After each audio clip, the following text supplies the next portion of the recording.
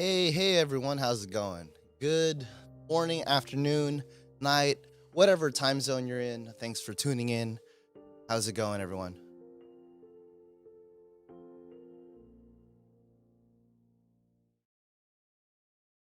If you guys haven't met me yet, I'm Mel. I'm the production manager at Produce Like a Pro. So I help out with the videos, come up with a few of the newer concepts that have been going on.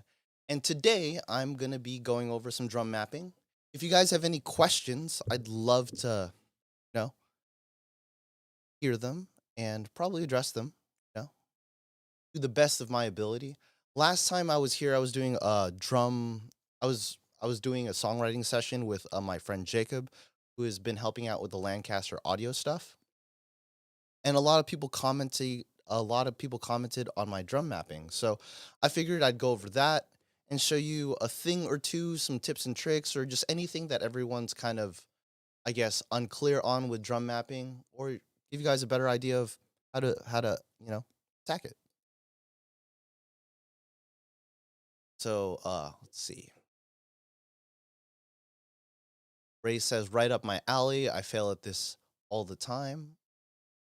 I don't know if you were talking about drum mapping or not, but I'm pretty sure that you'll get closer to success or to success after this stream. So, I basically wanted to really go over and just connect with the chat and see what everyone was kind of like struggling with or what everyone's common consensus was about drum mapping. Because I know it's a little bit challenging. I know sometimes if you, oh, camera.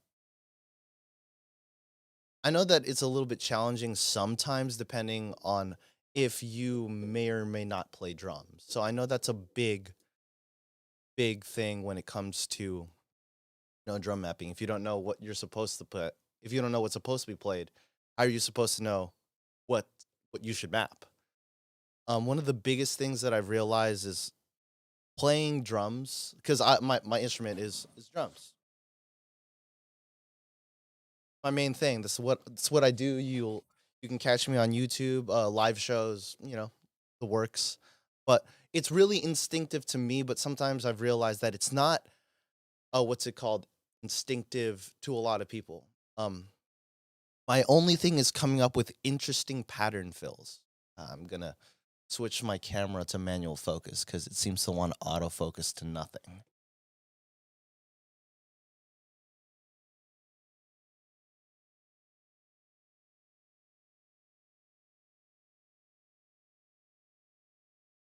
I use Reaper. Yes, this conversation works with all DAWs and VSTIs as I'm going to be talking about drum mapping as a concept. And I'm not going to be just saying, like, oh, use this velocity at this specific point. I use Studio One. I've used Logic. I've used Pro Tools with Warren. I've used Ableton. And I'm fluent enough to map drums in all of those softwares. I'm going to be mapping most of everything using GM drums or general MIDI drums. So that means like your C1 is kick, D1 is snare, etc. So all of these things should apply if your drum VSTI is in what's it called? If your drum VSTI is in general MIDI. And if it's not in general MIDI, I can show you a few ways to get your drum software to general MIDI, but the general consensus of talking about what's it called? The general consensus of talking about how you want your kick, snare, and drums to sound. I mean, land in a mix and where they should be placed musically. So I feel like what's it called? That should be a great concept to show off to everyone that works across multiple DAWs, like understanding where the kick, snare, and toms like lie and how they function in a mix and how they function. What's it called? Musically and how that can affect your songwriting, as well as tips and tricks that I like to suggest to multiple people to get your drums mapped faster. So let's see a lot. I had someone pop over here. So as you guys may or may not know, I use Studio One, but this is 100% applicable to all DAWs because it's MIDI. You can move MIDI across multiple DAWs. So overall, I noticed someone talked about fills. So I'm gonna build Actually, the back half of this is going to be me talking about like me getting into the DAW, and then I'm going to be actually trying to address each person's question about like drum mapping one by one in chat, if that's possible.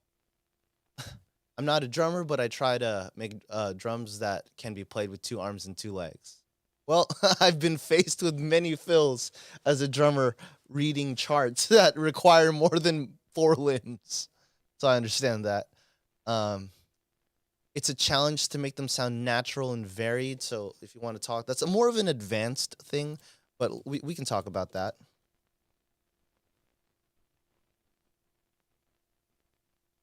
Oh my God.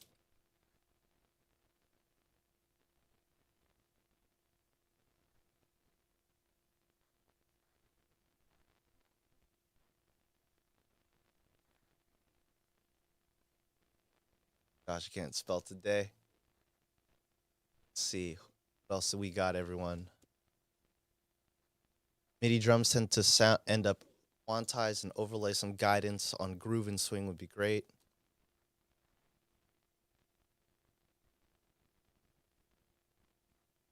I've created a few patterns by accidents that are for the octopus drummer. Okay, I'm going to teach you guys how to prevent that.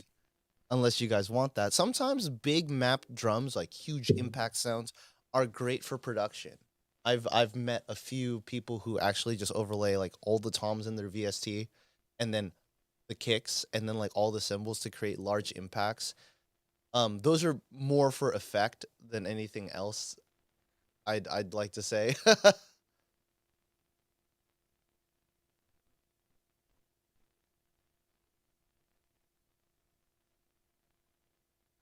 Guys,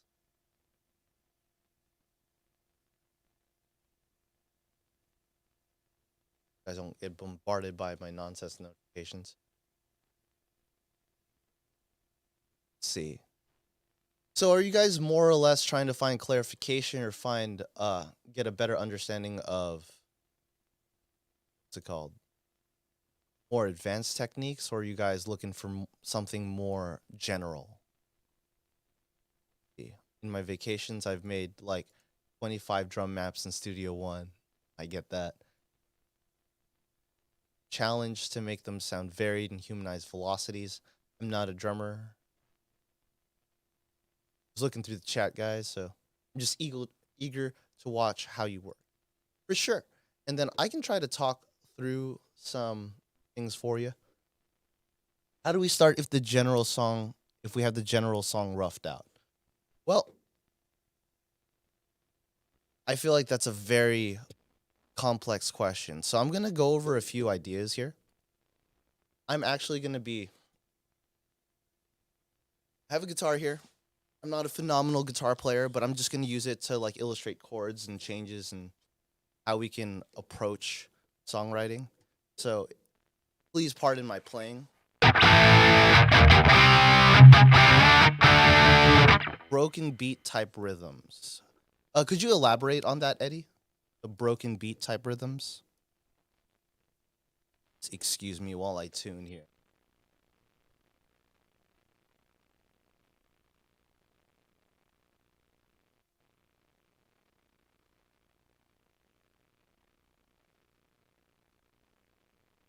I'm not sure if I'm responding to everyone in chat in real time. So if the stream is a little delayed, please. It's a style of music from UK. I should be able to. I mean, I look it up, but I'm not sure if I will be able to play it back on stream. Hi, Mel. What is drum mapping? I'm new to this. Drum mapping is when if you don't have a drum set or if you don't have MIDI. I mean, if you only have yourself and a keyboard and a DAW, you can use a virtual instrument like drums, like a drum mapping software like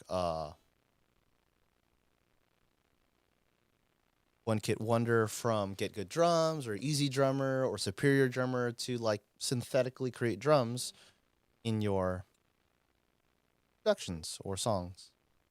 Sometimes they're used as placeholders, sometimes they're used as final production. An old NKI machine. Tap a few beats out, and it's a start. Okay, cool. So I should be roughly in tune. Hope the cold weather didn't destroy.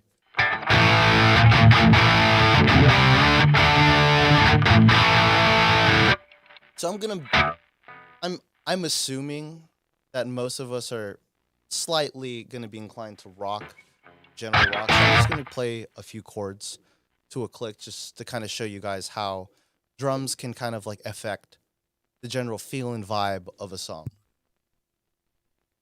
So the click is blaring. I'm sorry.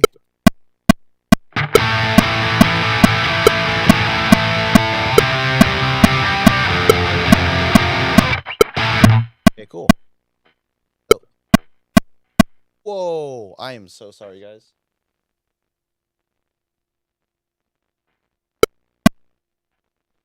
I don't know why my limit not.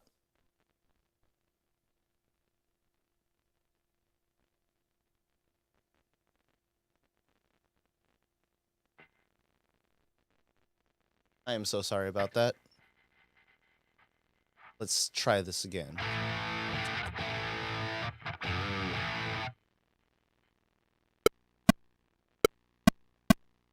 Okay, cool.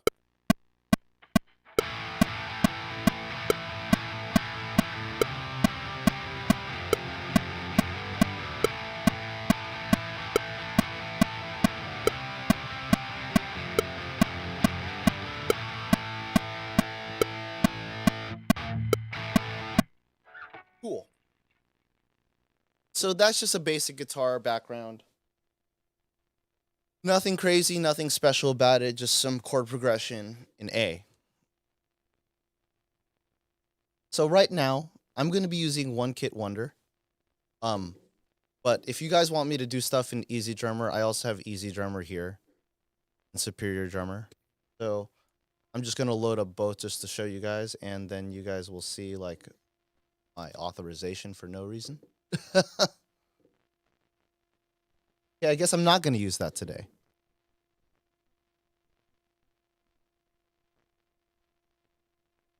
So let's do this. So I guess I'm going to just show you guys this. Guidance in selecting the most appropriate kit and pieces to fit a particular track or genre is a lot of interest.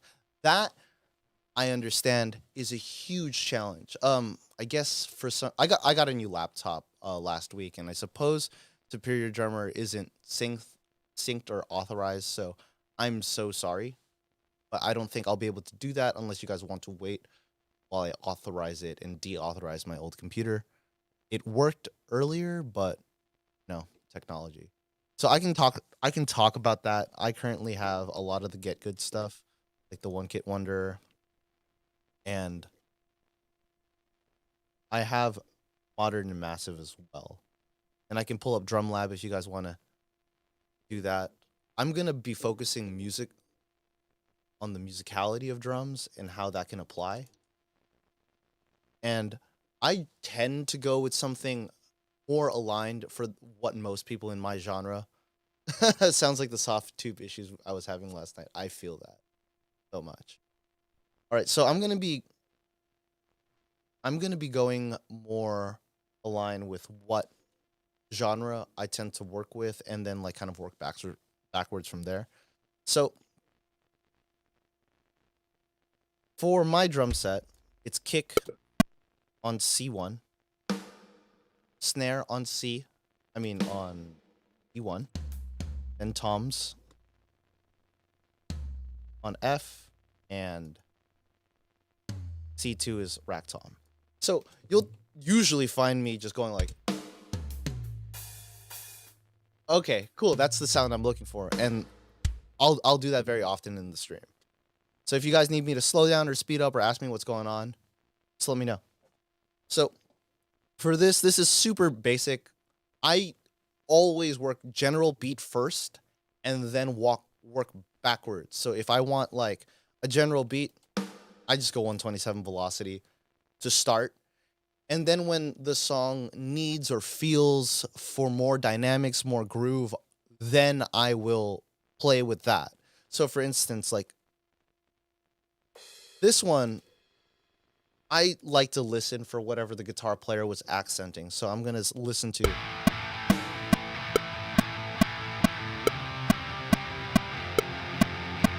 So this isn't a rule, but it's almost natural for a guitar player or a rhythm guitar player to sometimes impose a pattern or a drum pattern on you without even the drummer hearing, like knowing what the pattern is. And sometimes that is, you can see that in the transient, sometimes you can hear it in the playing. So I'm hearing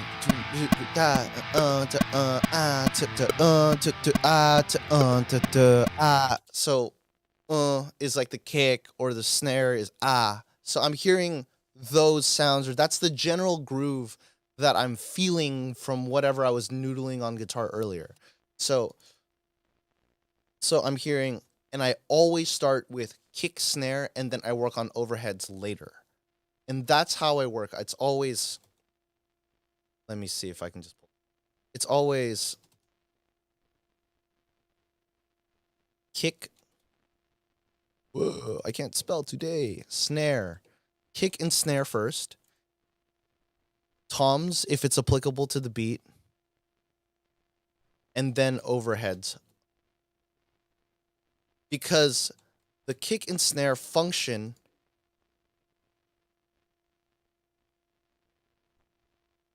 work for me today. The kick and snare function as your main, what's it called?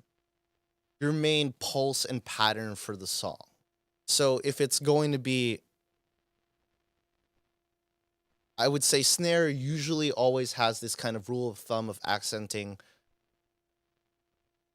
some groove of the song versus the kick accents the pulse or the bass pattern. I know that might be obvious to a lot of people, but I've received a lot of drum charts from people and the drums don't make sense. So, just to start from the ground floor, I always kind of go, where do I want like the audience to bob their head? As a drummer or as someone who plays drums, the snare dictates the pacing of the song. So, so if I'm feeling this, like, and I'm, for someone who doesn't read music, this is like my trick to advise people. Bob your head, and if that's what you want, watch your playhead. So 1, 2, 3, 4, 1, 2, 3, 4, 1, 2, 3, 4. So I'm assuming from just the implication, what I'm vibing with the guitar, that's where I want my snare to land. Cool? So we can start from there.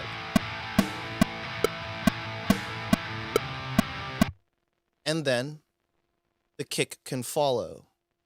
So you can do a general like, and then that'll get you your general groove.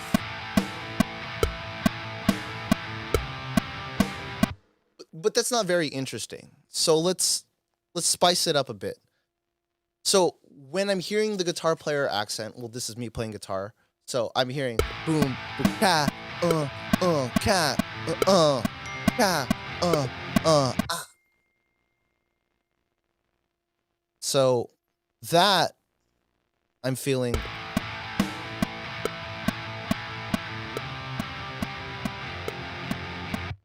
Why aren't you using the drum view in Studio One? Or are you later? This is bothersome. The reason why I don't is because when I've worked in multiple DAWs, that's just how my brain works. So the drum feature came in Studio One later for me in its application. So having the drum feature kind of makes me not. I don't instinctively use it because it just doesn't feel natural to me. And then it just kind of like, I know I've memorized so much. Like if I just move to this,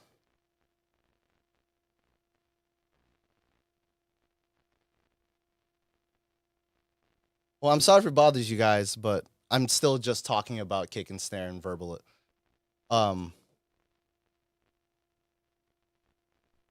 Because doing this feels foreign to me.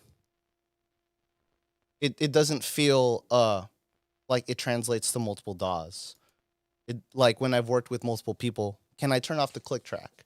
Well, if I turn off the click track, it's harder for me to count. I can turn it down, but what's it called? It's a lot easier. So for me, I always work in the piano roll because when I work with other people, everyone has the piano roll. So I know that not everyone has this. And then if I do that, it kind of like makes it less inclusive. So when I've collaborated with other people, I understand, this is a great feature that exists in this DAW. But then if you're using multiple VSTIs and multiple different, it becomes like an inclusive experience. So I'm going to keep on going with the piano roll. If you guys already use this workflow, good for you. That's great. But if that's not my workflow and it's harder for me to explain this to people who don't have this feature.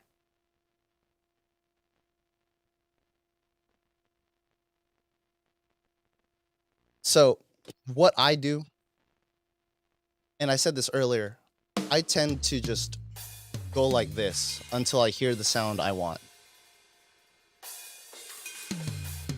And then when I hear the sound I want, I stop. And that works everywhere. That works at every DAW.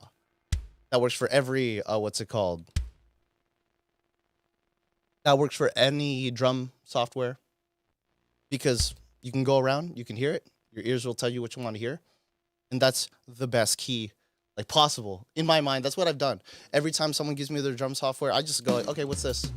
Okay, cool, that's the kick. And then I just go from there. So with all of that aside, I'm just going to get to this. If the click is loud, just let me know. I'm sorry, but it's like absolutely necessary for expressing, like counting and expressing the musicality of drums and how that functions in a mix. So let's continue. So when I was hearing this part, I'm hearing 1, 2, 3, 4, 1, 2, 3, 4, ka. So I'm hearing those things. If my computer is desyncing my voice to the stream and it sounds a little unmusical, I'm sorry about that. But I'm gonna go with that beat that I had in my head. So ka.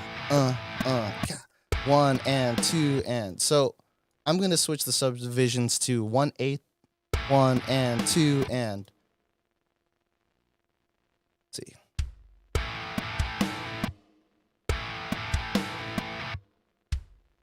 And then just kind of go from there.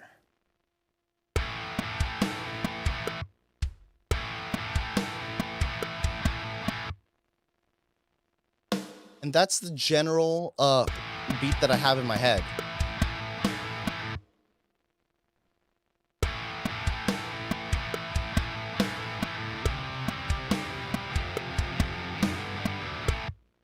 Cool. So I was feeling like this second bar should, bounce or move around. So I'm going to do.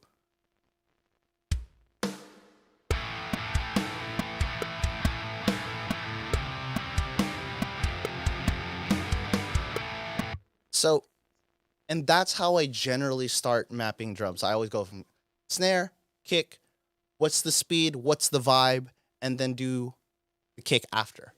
So I also felt like there should be like a pickup here, so I'm going to do. And if you guys don't know, I'm using general MIDI drums, so C is kick, C1 is kick, and then snare is E1. And then afterwards, I deal with overheads. I like to tackle overheads after. So how do I want people to subdivide? How do I want people as a drummer to feel the pulse of the song? So this is just, I'm just going to go with crashes. If I wanted crashes, let's see.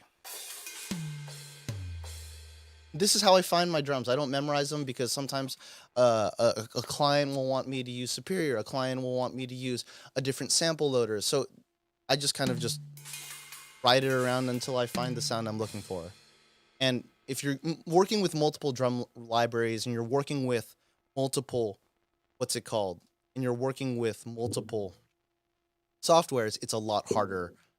like if you use your drum mapping software, you only use one. That's great. But if you're working and collaborating, this is like the best way to go. I was about to ask about overheads. Interested in your perspective. Happy to wait until you get there. Yeah, so I'm at overheads here. Overheads dictate, I suppose, the energy and the vibe or the loudness of the drums and how those drums are either up front or behind. So you'll either find that if a drummer is trying to be expressive or loud or bring big accent to a part, cymbals crash as it is. And you can tell if you're doing quarters on the cymbals,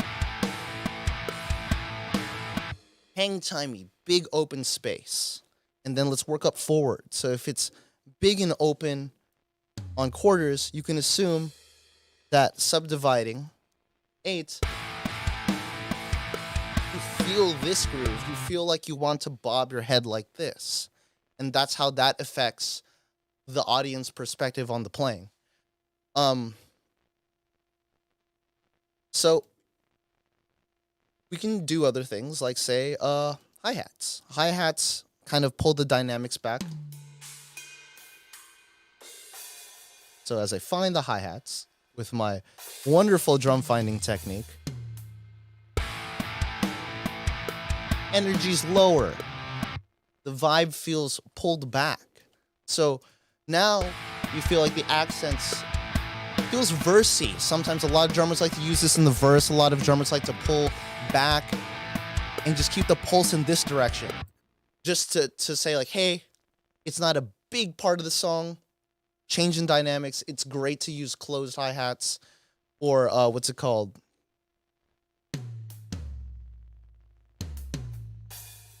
Even open hi-hats. So open hi-hats kind of like is my halfway point between something big and dynamic like hard crashes and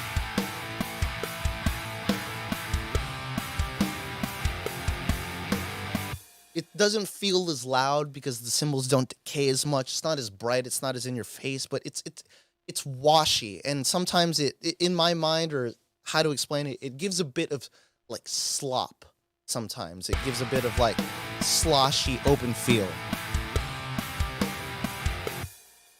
Do you use emulated rooms eventually once everything else is in place?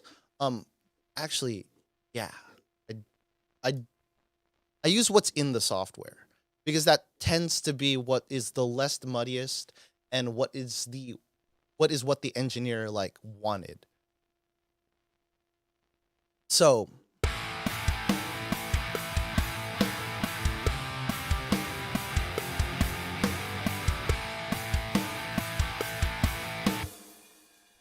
so just to quickly solo so it doesn't get away from me.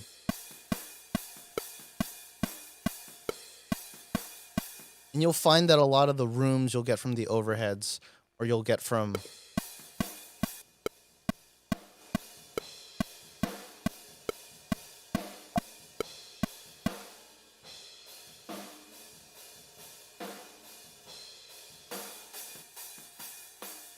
so the reason why I go for this versus anything else is just because that's what that engineer intended. As a drummer, I found it difficult for adding drums via the roll editor after the song has been tracked. What do you use if the original instruments were not tracked to a click? That is hard. I tend to use sample replacement software like Trigger.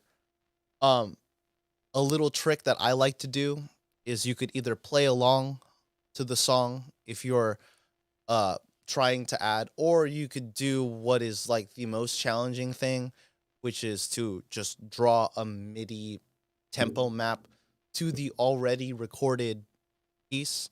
But when it comes to that common time productions, I highly suggest always recording to a click if you intend to add MIDI drums, just because that's going to be the easiest on you. If you're going to try to add it in post, I would find a way to play it along on a keyboard. You can use what's it called? You can use anything from your keyboard drum set if you want. That can give you a lot, makes it a lot easier if you can like find a way to input it in like I suppose, kinesthetically, if that's the best word for it. But yeah. So back to this, I was talking about hi-hats and how it adds different textures or dynamics to the song. And then for another subdivision, a lot of people like to do this. Wouldn't work if you did like 16 notes on like crashes. It just doesn't sounds kind of ridiculous. So you wouldn't really find a drummer doing this. Like, you wouldn't find a drummer doing that, but you would find a drummer doing something like this, where you're adding. It wouldn't be 127 velocity like that. It would probably be a little bit more, I would say, loose with it, where they're doing this.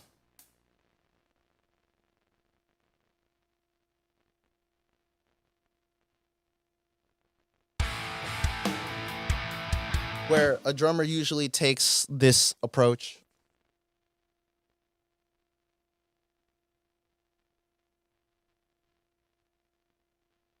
Where if you're doing eighth notes, they're not like slapping the drum like that. They're usually hitting that, like the eighth notes are usually like accent and then softer, and accent then softer. You'll find that drummers use various different techniques. So for the case of like playing hi-hats in a verse or something like that, where the drummer's like, you'd hear that wouldn't be like drum machining 127 velocity. That would be more like them accenting every eighth note or anything within the speed. Unless the speed is slower, then they might hit it harder. So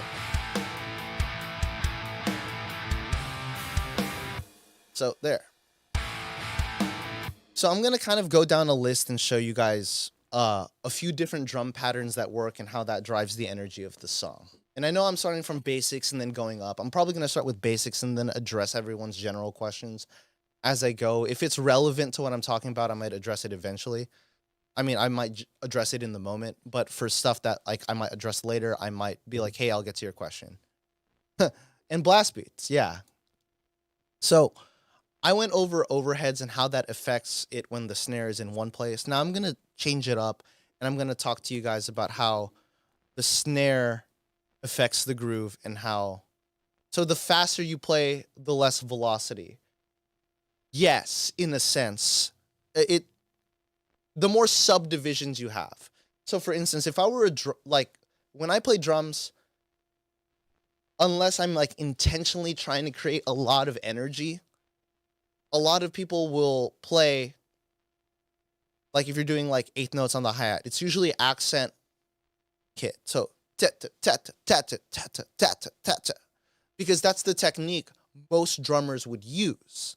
So you'll find that drummers will say stuff like paradiddle, paradiddle diddle, sticking patterns, left, right, left, left, right, left, right, right. And all of those things introduce different dynamics. For instance, I play drums right hand dominant.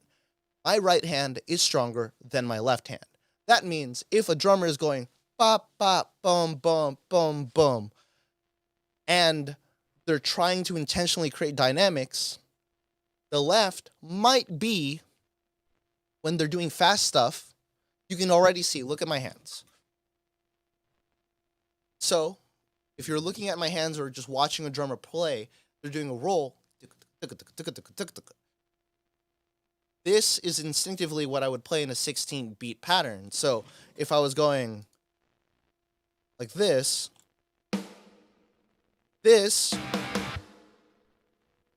requires me to go. Or if I'm doing like a fast thing, this requires me like to do this. Like that requires me to put that much energy into the fill. So what a lot of drummers would do to naturally, and this is what a lot of producers don't instinctively get, is introducing dynamics. So like this, you'll see in my velocity over here that the bottom is accented on the one. So Same note value, 16th notes all around. But you feel a pulse now. That's because the drummer's hitting harder on the 16ths. 2, 3, 4.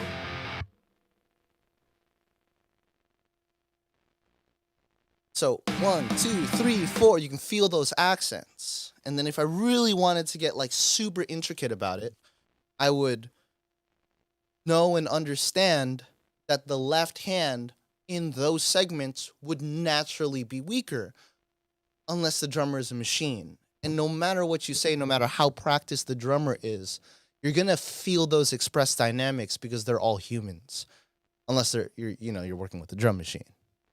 And even the best of drummers, when they like do this, it's the note values that they express aren't one to one. So it's safe to assume that if you want what the general drummer is going to play, you're going to want to introduce dynamics based on what hand is playing, unless someone's just playing one-handed, which is very unrealistic to assume.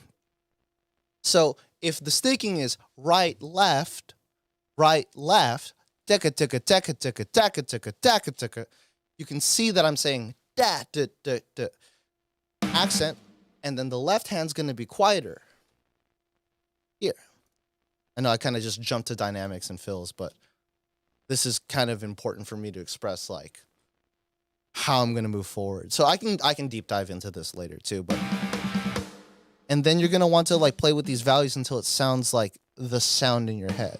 So I'm going to want these velocities to be as close together as possible, but still varied because my left hand is playing those hits, and I'm going to assume that my left hand is quieter than that. So this little riff here is a very, like, is how if I was recording drums to this track, is how that would play out. The worst thing I personally find as a drummer during recording meetings is I put too many fills and crashes in. There's always more drums than there ought to be, and I have to show restraint. I've learned that so much in songwriting. I've actually learned that mapping drums more often than going behind the kit and then playing whatever I want to what is recorded is probably for me the best way to collaborate with songwriters, because that way I'm not playing whatever I'm vibing with and encroaching. I've as a drummer, I've gotten most of my gigs, most of my tours, most of what I do with other people being the guy in the back. And I mean that musically as well as physically. So you have to understand your function as a drummer, unless you're doing like progressive music that calls for that, or you're doing stuff that's very flashy. But I'm assuming that if you're going to do a lot of flashy segments, you're either a solo artist or someone just gave you a drum solo. And that's the best way. And you probably wouldn't be, what's it called? You wouldn't be, what's it called? Then you wouldn't probably be, being hired. You'd be doing your own solo project. And at that point, you're like a prodigy or something like that. But, so this applies to like sticking or dynamics across the board. But let's, and this was my example for just like 1, 2, like a cool snare roll to build up. I'm gonna table this and put this to the side here. It's not gonna be. I'm gonna put this snare fill, and then I'm just gonna leave this here because we'll talk about that later. And this is super important because I'm gonna take this MIDI information and then bring it up to the hi-hat. So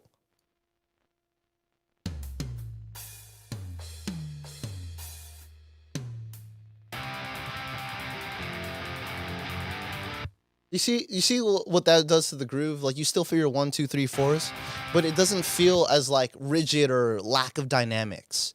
So what a lot of like, say if you're doing like a 16th note groove pattern where it's like you've probably heard these beats before. So I'm going to take this pattern and then impose it upon the old pattern that I had. I'm going to remove all of those notes, all of the hand notes, leave the kick there, and then bring that back together. And there you go.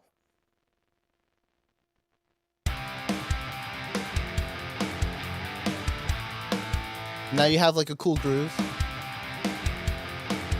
but that's like, you know, that hi-hat, that snare pattern that's like super natural to me when I'm playing like this. That is another way you can approach like that. A bit of double bass drum could be possibly interesting. So here's one thing I'm gonna say. As for velocities with double bass, a lot of those drummers, you know, mind you, Lamb of God and stuff like that, they're not using triggers, but a lot of those drummers are using triggers, or the records that they're expressed on with double bass are triggered, or they're taking breaks in between sessions so their feet don't get tired, so they can express those values. So I'll talk about those, but just know that if you're doing like a lot of double bass music, it's either hard or kind of hard. That's what I've learned, because then it just doesn't penetrate through the mix as you would want it to. So let's go back to this verse, and then I'm going to talk about, now that I talked about overheads, I hope that helped. If you guys have questions about overheads, please drop them in the chat. I'll go back to overheads if you guys have questions. But now I'm going to talk about snare, because I believe the snare is like the most important thing that dictates how your audience feels about a beat. A lot of people often confuse tempo with snare placement, and I'm going to explain that in a sec. So, and I'm talking about a lot of people, not producers. I'm talking about like guitar players. The reason why is because I've worked with several guitar players who tell me that something is fast and tell me like an obscenely high tempo, and it's absolutely not the tempo. So like for instance, this was the old beat we had.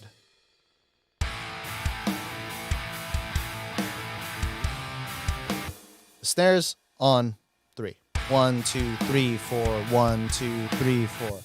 But if you put on 2 and 4, changes the feeling and speed of the whole entire thing.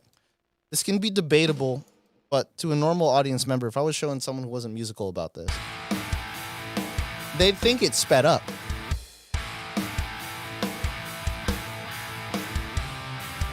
See? Halftime. Feels like it broke in half. Let's speed up the drum part by adding more snares. So I'm going to put the snare in here.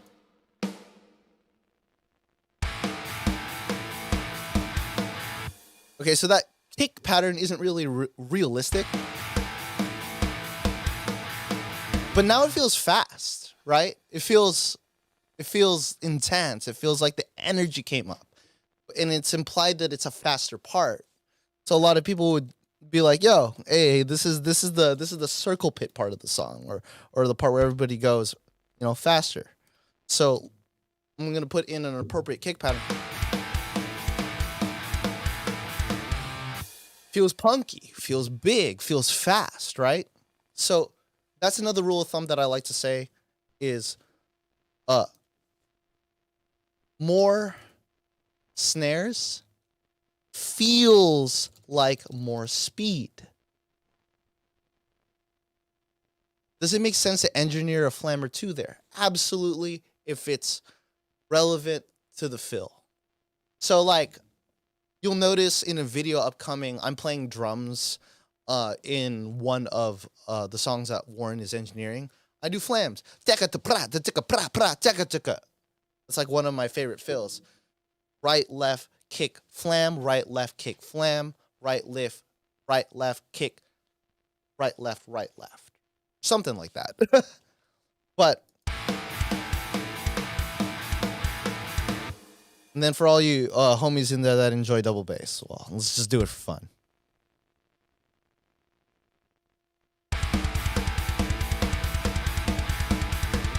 So like, that feels faster. But then we had someone in the chat say, we can add more snares. It's not really that appropriate for this type of playing, but like, I mean, for this type of music that I was just kind of like generally showing like multiple chords, but you, like blast beats per se.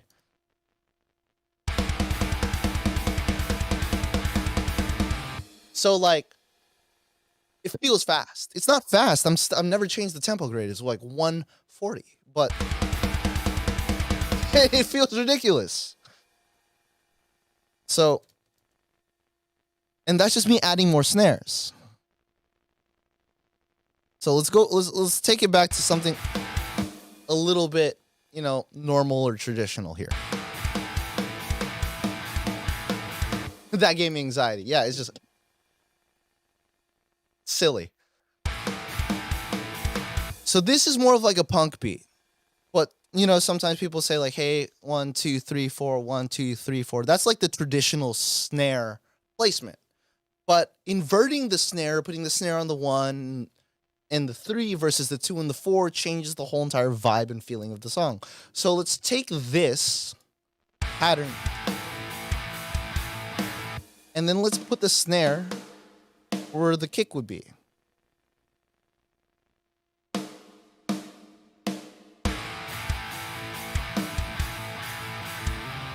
It kind of flips this on his head. And I like to do that as a drummer to add tension or to add hang time. So like if you remove your overheads, that's not really, that's not really practical, but it was a great way to express how that beat and that snare placement made you feel. So I'm going to add more snares, and I'm going to add snares on 1 and 1 and 2, 3 and 4, or just 1, 2, rather 3 and 4. So like that builds up to this cool like tension. Like now I'm feeling like I'm counting that part. The audience is forced to count that part. And when you do that, it kind of psychologically creates tension in the music. So because it's just like, okay, why am I like in EDM when you're like da da da da da da da da, like you have that build up. So that's kind of what happens when you create like an inverted snare placement. And then you can do something to add like a little bit more energy. So I'm going to just add those hi-hats back into Subdivide. Feels build-uppy, feels cool. It's not the traditional pattern that we're used to listening to. It's just the It feels driving almost, a different kind of driving. So that's what I like to do when I'm playing with when I'm playing with a band and I'm trying to build it up. You can add to that tension, add to that syncopation by adding offbeat like kick drums. You can do that.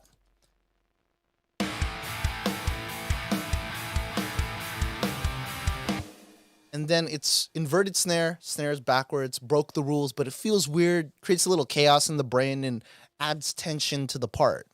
Not change the drum part once. I mean, not change the guitar part once in this whole entire dialogue, and we're still on the same chord. Do you get that just before the beat or just after effect? How do you get that just before the beat or just after effect? Are you talking about like a pickup?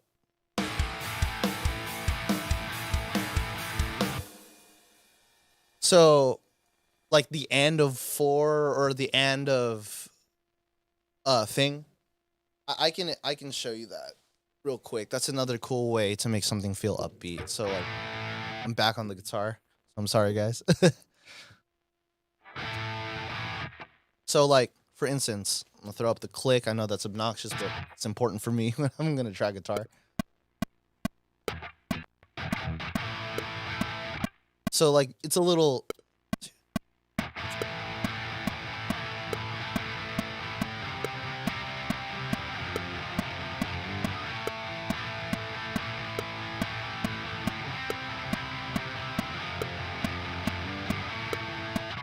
I forgot to press record. That's okay. Because I should have it. Some degree. Yeah. Sick.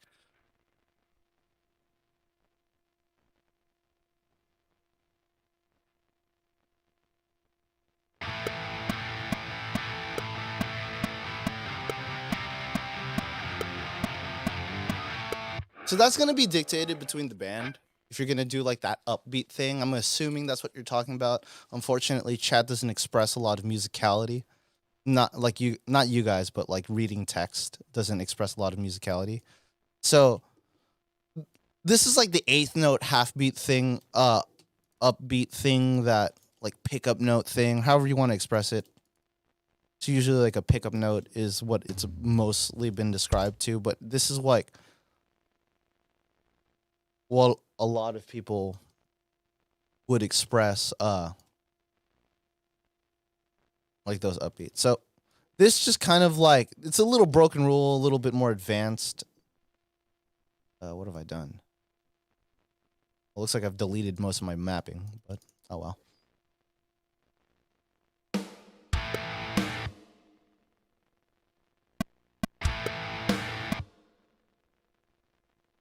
So I'm gonna build it from scratch.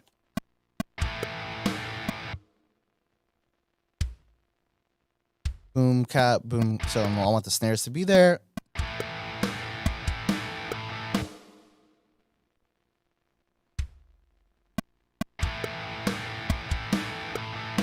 What is a snare? A little earlier late. So when a snare is a little earlier late, like when you're going off tradition. Sometimes I like to call those like fills, or just changing up the, like switching up the beat. Oh wait, let me finish this idea so I can just kind of get it across, because I feel like it's super important still. You'll also find like this type of beat, but this is gonna be highly dependent on like what type of like music you're putting together.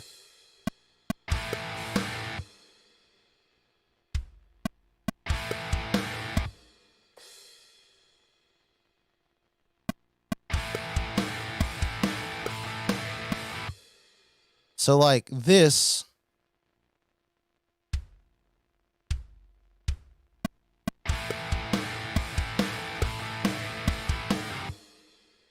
is like the beat starts ahead of it, like the one, right?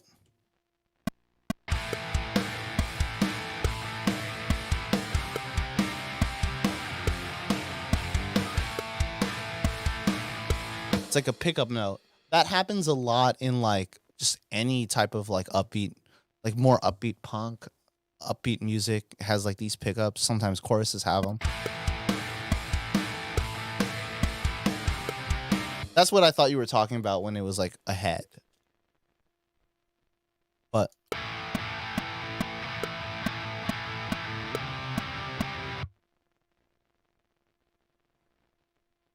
pickup note drives. Yeah. So that's what I was talking about earlier.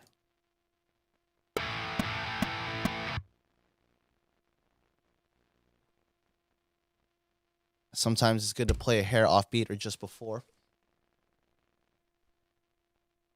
my guitar down. So yeah, I think that's good depending on the type of music and the type of playing that you know what I mean, you're getting involved in. So like if you're in something that's punk or raw, that's really dope. In metal, or at least modern metal, that's like highly frowned upon. But it's good to play a hair off beat or just after the beat. If you want to like add a bit of musicality, what I always like to do, I'm going to say this all the time. If you play or you record,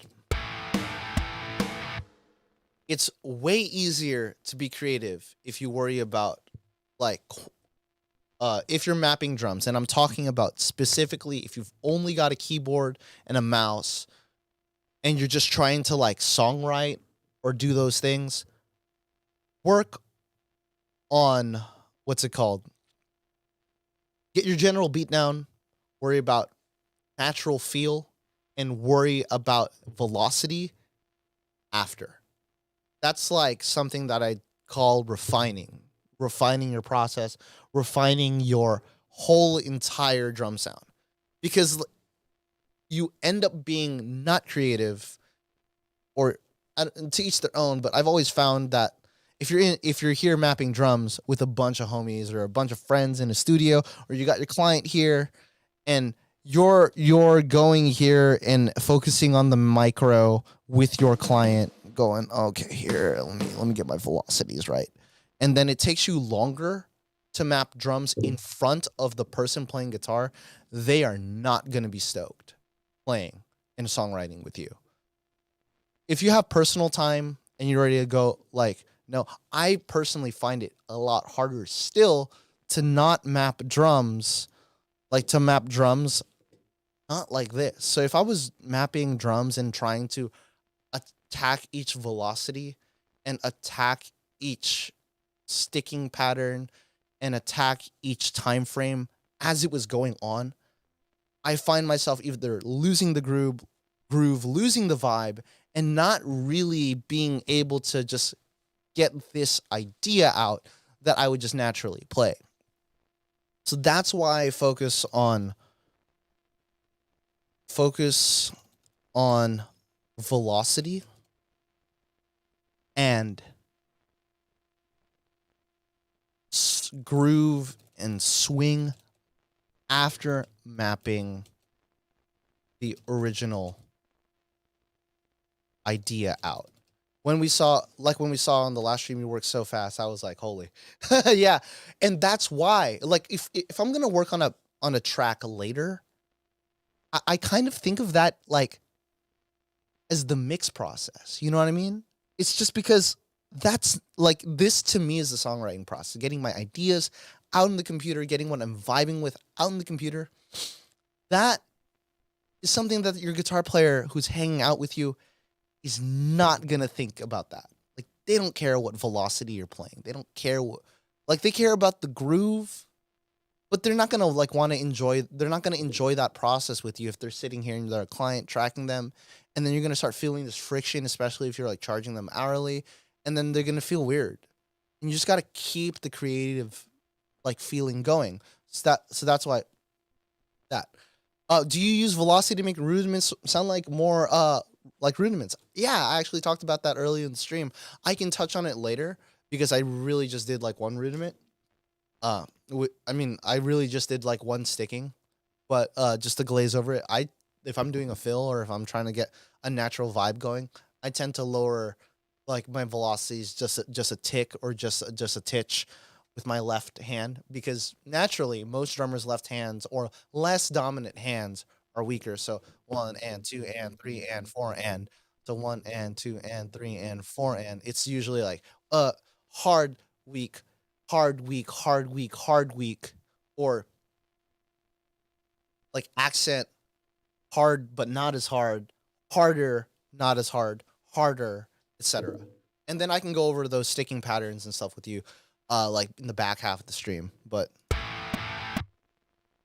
yeah, as progress, I've gone back and added the human element and the slight mess ups here and there, like in and out of fills. But it's a major time suck, and I only know. And to be honest, guys, it's a tedious process. I'm left-handed, so it would be opposite for me. I'm actually left-handed, but I play drums right-handed because it was what I had access to for double kick and all of that stuff. And a lot of my teachers told me I'd be much better off doing it like that. So that's why I played right-handed. Yeah, so in my mind, get your beat out, get your vibe out, get your energy out, put it in the DAW, and then move forward. So like for instance, we're going like I'm gonna go back to the original beat. So boom ba ka boom ba boom ka.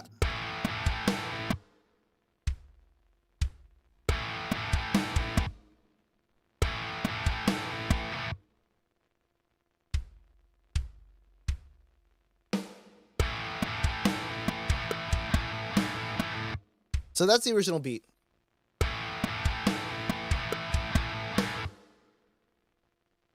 That I had. And then we can add more like I guess if you want to talk about like oh,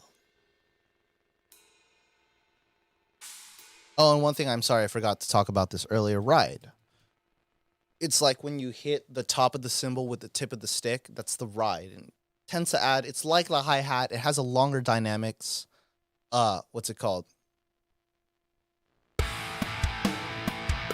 But it's because it has like that decay, but it adds a bit of life, but it's not as like obnoxious or out front as a crash.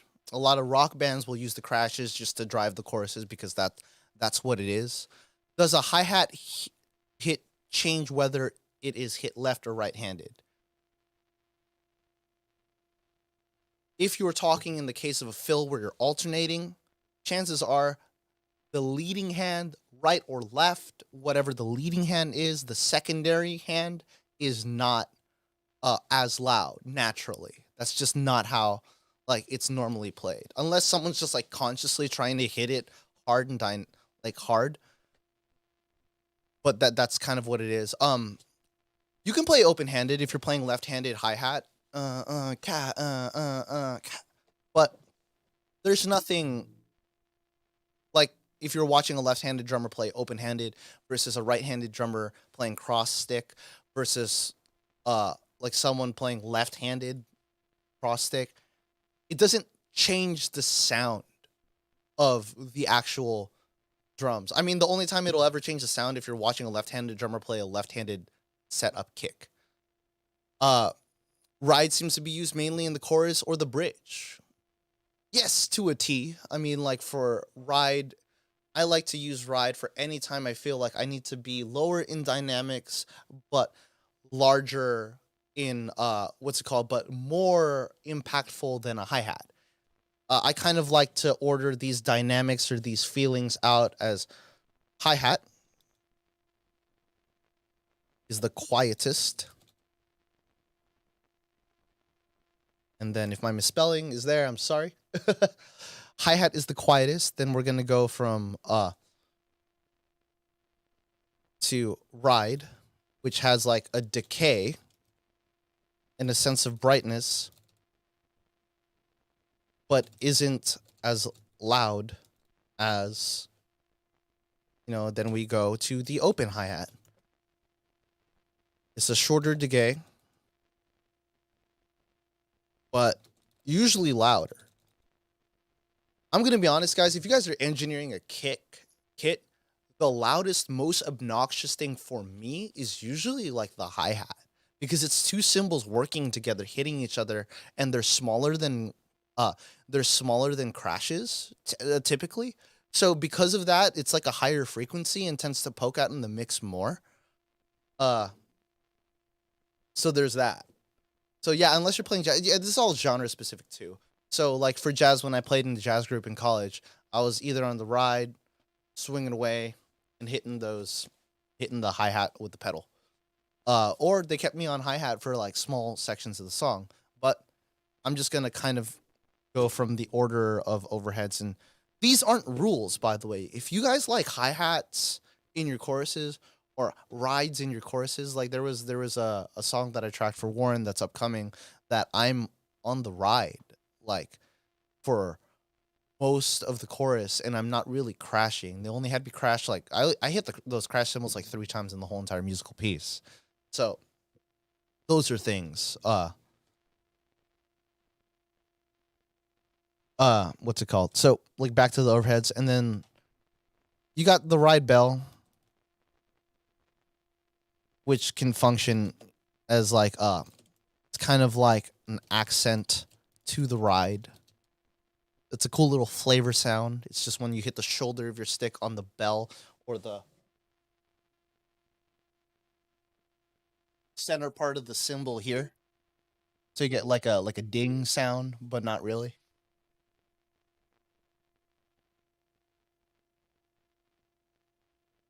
So you got that. And that functions is cool. Sometimes people like to hit it. It's not like a cowbell, but it kind of can be if you really want to supplement it, if you want that vibe and feel. And then and then there's your crashes. Crashes just a big, open and loud.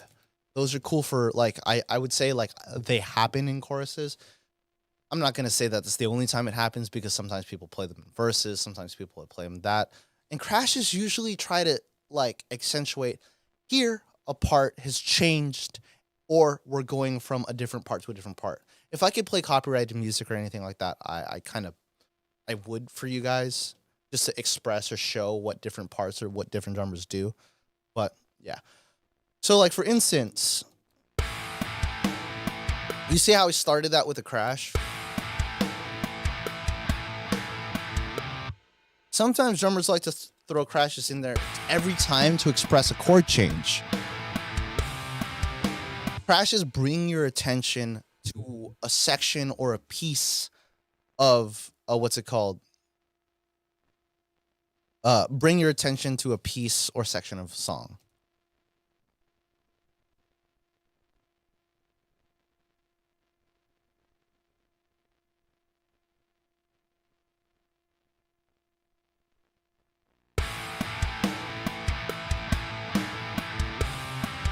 See, like now every time the chord changes, I'm kind of like inclined to listen to it. Sometimes your producer or whoever you're working with or your guitar player might not want those crashes. That's okay. It's not a big deal. Pull those crashes back and turn that off. And then let's go.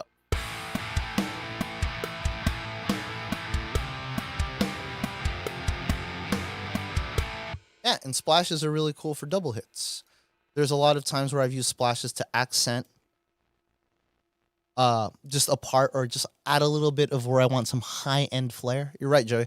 Those are cool for double hits sometimes. So like I don't know what this is gonna sound like, but let's see. Usually they're like it works cool for fast segments like or something like that. And I know my drum beatboxing, high speed metal beatboxing is easily memeable, so please do. But like stuff like that is cool to accent. Sometimes like you could do them on upbeats.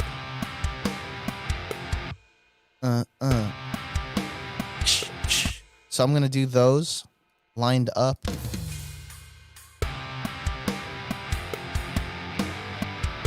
And then it just adds some little flair, some little high end like ear candy to the mix. So then you have you could say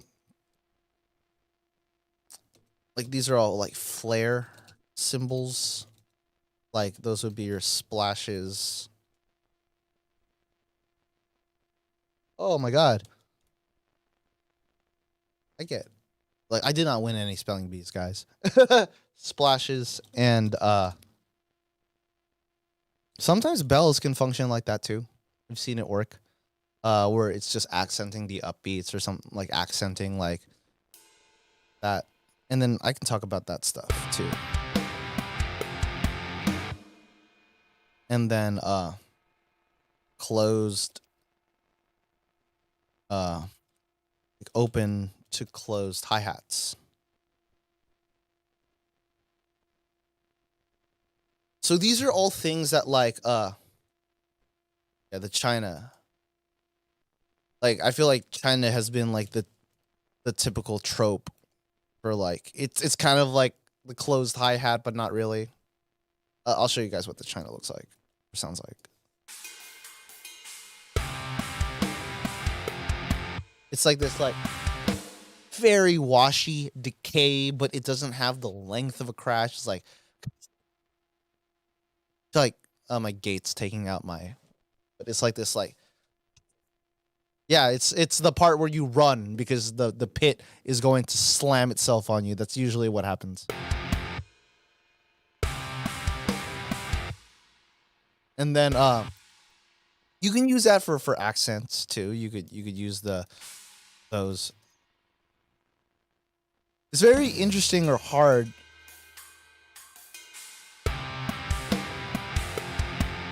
Like you see, it also works. So like symbols can be voiced as the symbol's bloody great sometimes. Absolutely. Sometimes you can voice those as like cool upbeats, cool textures, cool fills. Sometimes you'd use them as your main driving part that tells you or your audience where the downbeat is. It's all like kind of up to you when you get into this territory, but it's still has like sometimes main functions. This is where it becomes art. You know what I mean? Like you guys can figure out what you guys can take away from this or what you all can take away from this. So like, for instance, let's get back to like the original groove, right? And the reason why I'm using the same guitar pattern this whole entire time is to illustrate how the energy of the song is directed by the drums. So we're back at the hi-hat. right?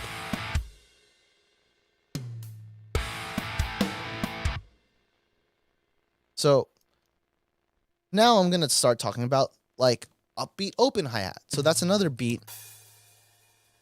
You'll hear this a lot in ska, but just upbeat open hi-hat.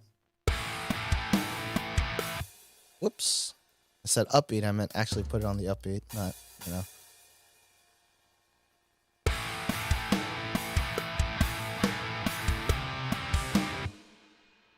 So that kind of just opens up like a whole entire different vibe, even though it's still the same like subdivision. Like you're like, oh, like wow, there's a lot of syncopation in here. It like kind of feels a little inverted, a little weird. So I don't know how to explain that feeling other than just like it brings attention to the upbeat, makes the part feel more syncopated. So you'll hear that a lot in like reggae. So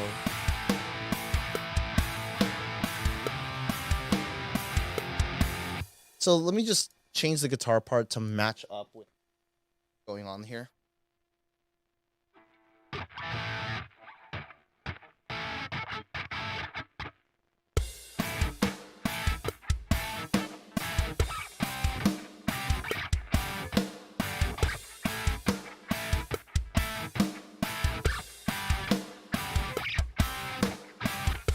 So like that definitely not the right guitar tone for that. Definitely, but you get the idea.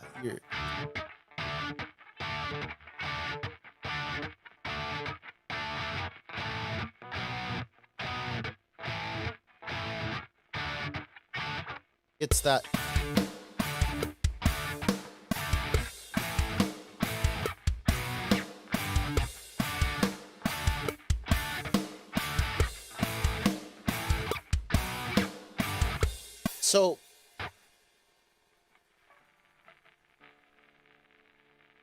So that can show you the impact of the drums on a riff, and that's exactly right.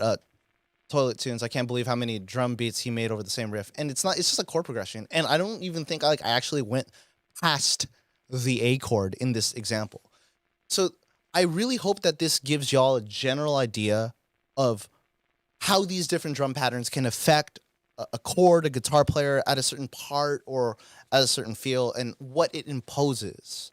Um, and that those general ideas and those general segments are all just basing and riffing off of where the kick lands, where the snare lands, how your cymbals are being subdivided, how often you're playing your cymbals, and all of those things dictate like all of those things dictate how your music is felt. And that, I believe, is your drummer's job, is to dictate if a part is driving or feels fast or intense, or if a part feels open and suspenseful. And those things can illustrate how much, how much energy is going to a part, or even can show the change in a song. The type of hat you use can also change the sound. Often, normally a 14-inch but smaller will give you a nice pitch and change. Absolutely. And I can talk about sample selection. Probably, I'm just seeing how time goes, and I'm just trying to see how everyone's like responding to the content. These types of streams are all great value to the Plape experience. Thank you so much. Yeah, I really hoping you guys are able to take away and enjoy this stuff, because this is stuff that I wish I was able to tell myself. This is stuff that I've told my friends when they've gotten into production. What's it called? I keep threatening to build my own drum kit with all the samples I've got. Do it, because that's what's going to make your production sound unique.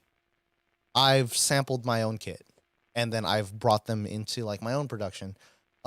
Obviously, I don't have a sample loader that I like, so I can talk to you guys about how I deal with that. But I kind of throw up Easy Drummer and then just trigger to trigger off of the Easy Drummer. But that's not something I think that's not something I feel like it is I feel like it's super makeshift, so I'm not really gonna teach that. Let's see. So when it comes down to that, and mind you guys, I've been using the One Kit Wonder metal, and like I've been able to express different genres: reggae, pop, punk. What's it called? If you lower the velocities, I could do ballad stuff with this. And to tell you all the truth, sample choice, symbol choice, processing, all of that is super important. But if you don't understand the musicality of the drums and the function of the drums, it doesn't matter if you're using the best samples for the song choice that you have, because if the drums don't work musically, it's a killjoy either way. Like, and that's one of my biggest, what's it called? That's one of my biggest like understandings. Is that Pat McGrath? Like the Pat McGrath? Hey, what's up? Slow us a show us a slower style. Sure. Let me try something cool, and let me mess around with that. So I'm gonna switch to a clean tone.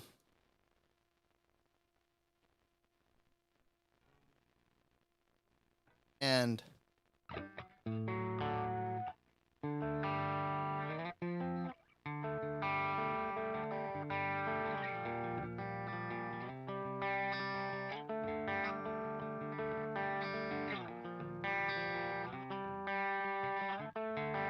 so I don't know, like someone throw a tempo out there.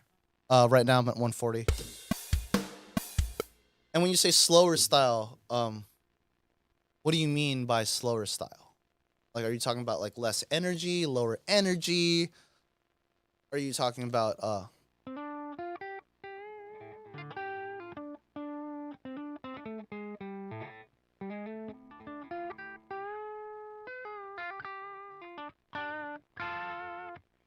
no, blues?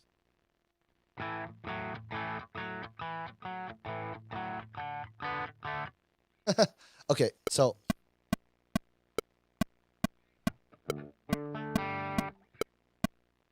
suppose the same tempo wouldn't be really helpful.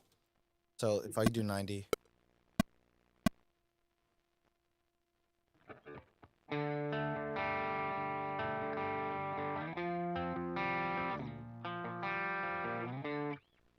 Mid tempo post punk.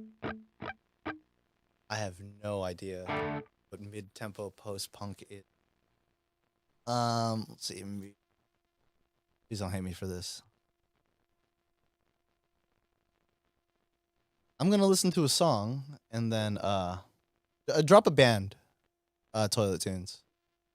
I haven't gone over fills yet, so if you guys want me to go over fills, I can do that too.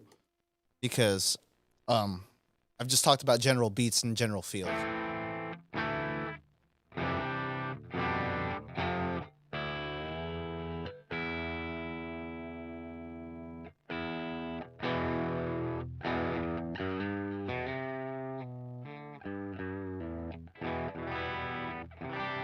Okay, so let's do fills real quick, and then we'll get back to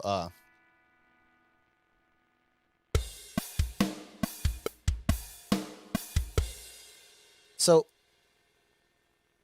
let me just track a very basic guitar part. Solar perfect circle stuff. That's advanced stuff.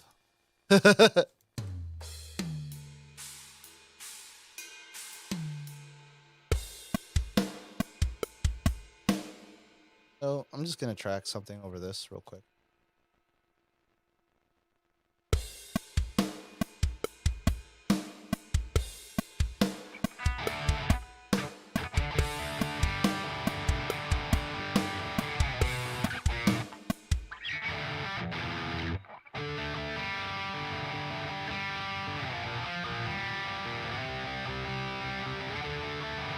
Let's go with that.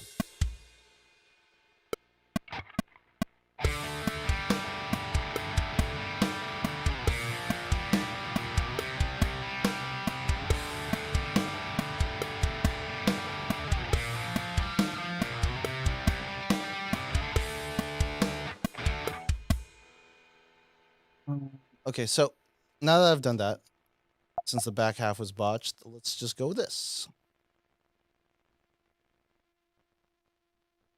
So I'm just gonna have this kind of.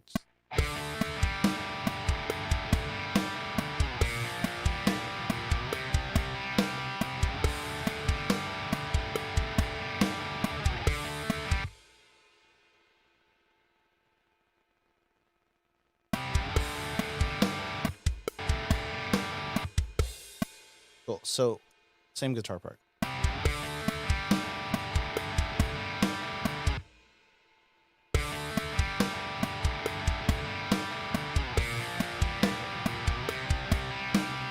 So fills, not always, but typically can be the back half of like a measure. So like for instance, take a look at here. This little section here is what I'm going to build my fill off of.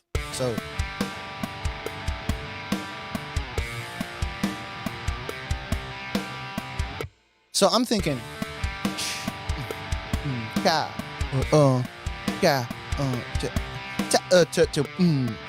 so fills, general rule, they are whatever, or general definition in my mind is whatever switches things up but still like leads on to the next part, or just flares or something to add a little bit of, you know, spice or leading or whatever to the next part. So I can go.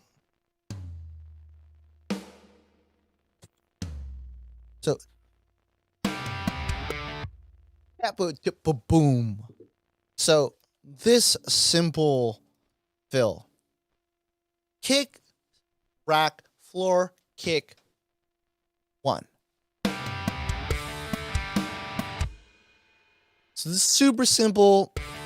Sometimes it's just what the song needs. I play this fill so much, it's silly.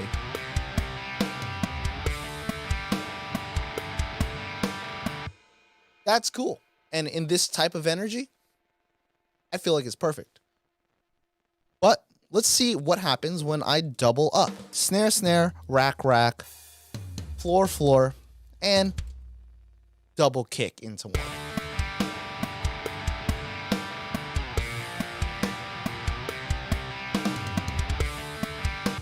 So that, in my opinion, could be a little obnoxious if I didn't up the energy in the next part.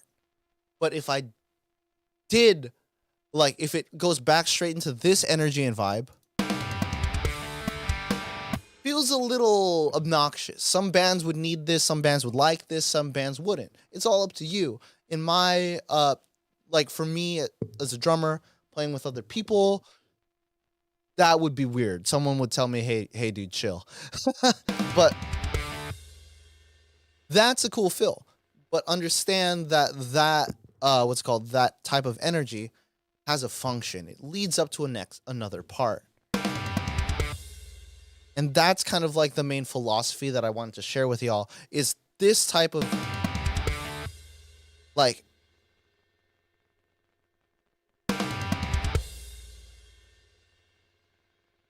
this type of energy dictates what your band, what your audience will be inclined to playing.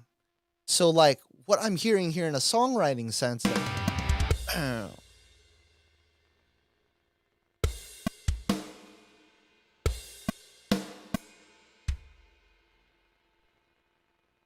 what I'm hearing here in a songwriting sense is more like,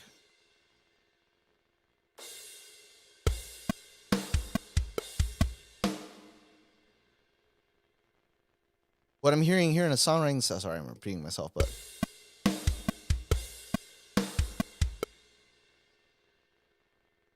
is like for like something to happen bigger. So let's just kind of noodle with this idea for a while. I know I'm going off on a tangent, but showing you guys a list of fills without showing you guys how they work is, I don't think, useful to anyone, because I'm just giving you guys a bunch of fills that you don't know how to use. I mean, some of you guys might, but I'm trying to be inclusive here. So we've got this atmospheric part. So I'm going to actually change the guitar tone to illustrate my idea even better. So I put on a clean patch.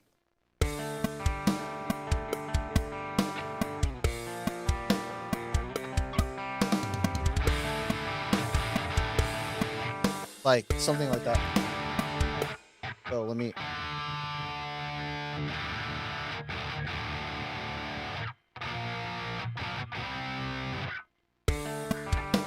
That's the rhythm I had in my head.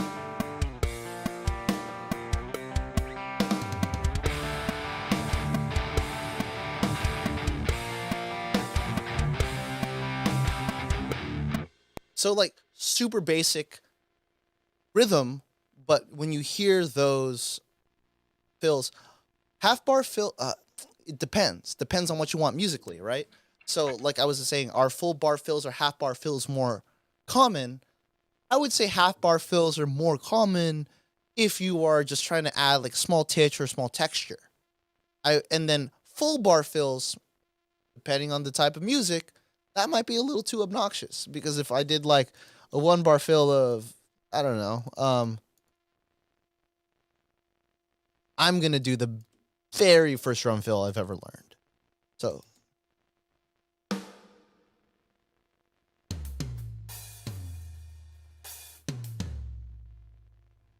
snare, snare, snare, snare. So like this might work, this might not. I still feel like it's obnoxious. And it's not good for this part.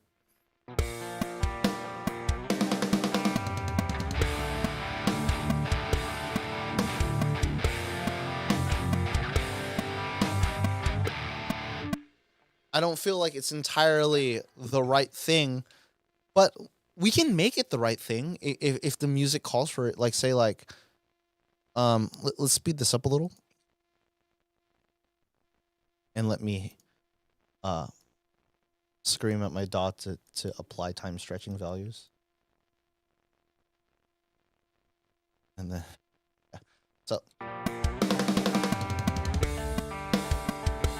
so like.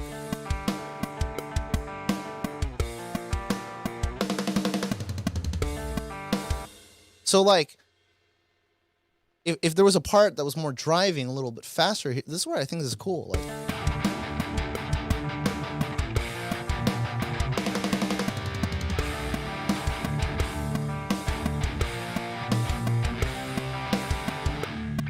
Like when that is the vibe, does that make sense?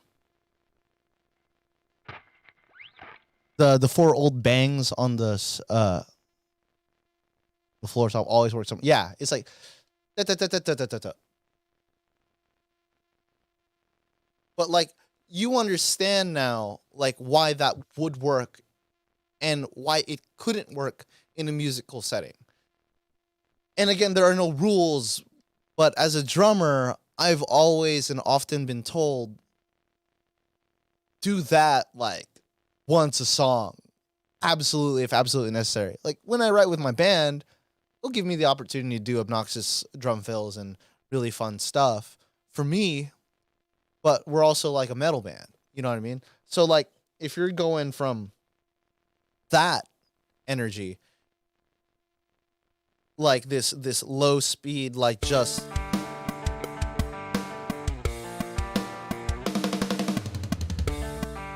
so you could do and like we said earlier, there's no rules. So like if I just cut the values of this fill in half, it still works, right? It might be a little less like, I don't know, let's see how it sounds. So it doesn't feel like as showboaty, right? Because it's a lot less notes, it leaves more space open. Like that feels that like that makes your guitar player want to play something else. So like because the drummer's playing that, the guitar player might want to play.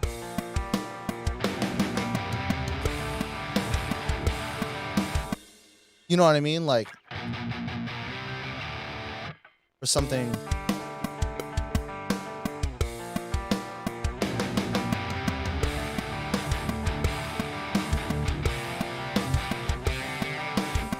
Or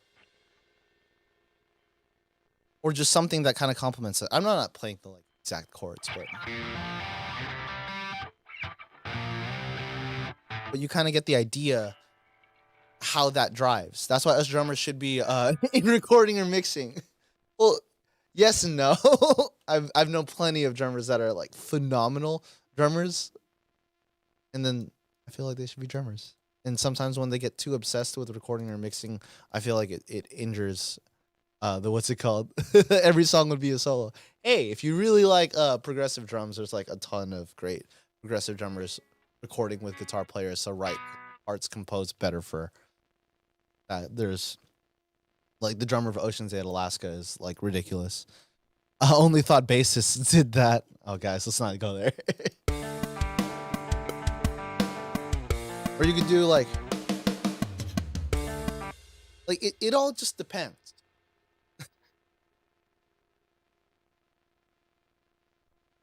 So I can map out a few fills. I can do that. I can provide that in the MIDI pack after the stream. I might have to work on that a little bit after the stream just because I didn't realize how engaged the chat would be, you know. So I feel like the value is here with me interacting with y'all, giving you guys this dialogue.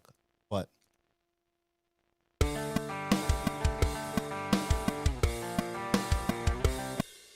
I hope that gives you an idea about how fills function and what it is and how it can be leading up to the next part.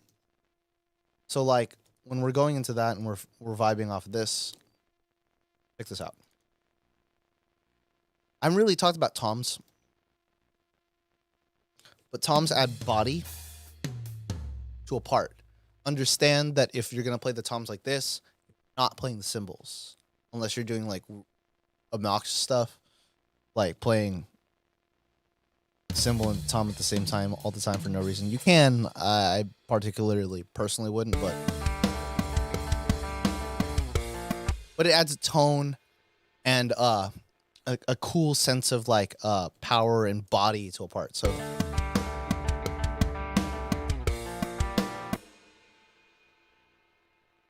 So because of this, right?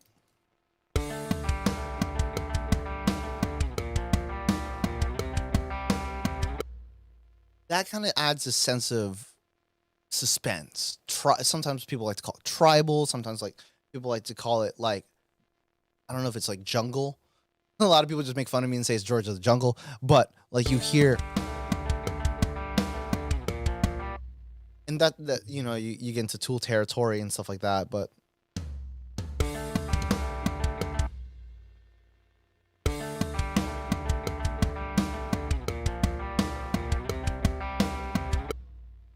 that's like a really cool idea. Sometimes to lead in and out of the floor tom and the snare together is nice. Yeah. So like if you're doing like stuff like buildy per se.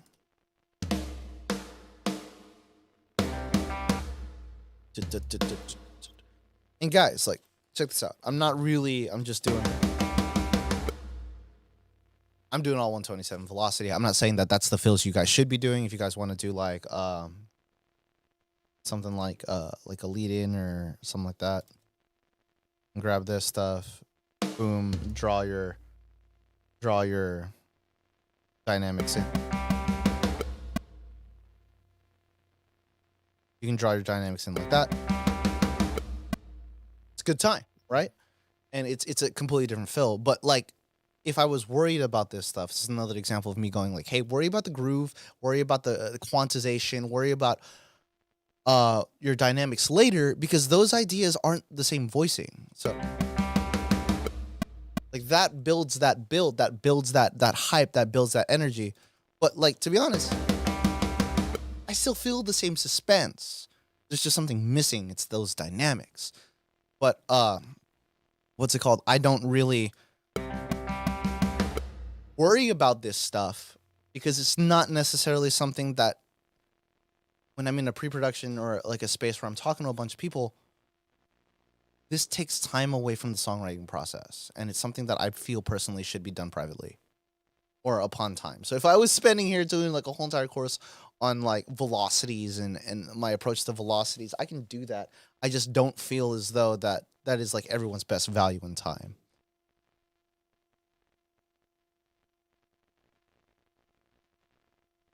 So on to the thing that we've been talking about that I don't usually do. Let's talk about dynamics and let's talk about groove. So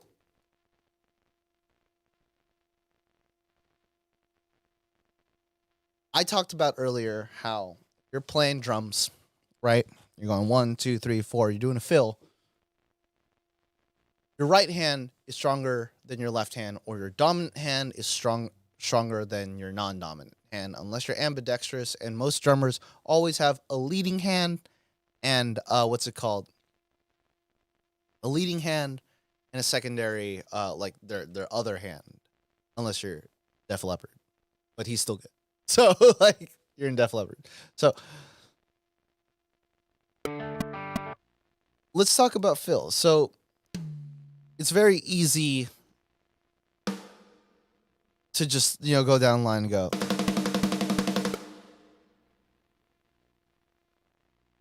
But I got a right hand and a left hand. So I should make the dynamics be something like this. Still 127 on the right because that's what I want. But like I'm driving hard. Here's another trick.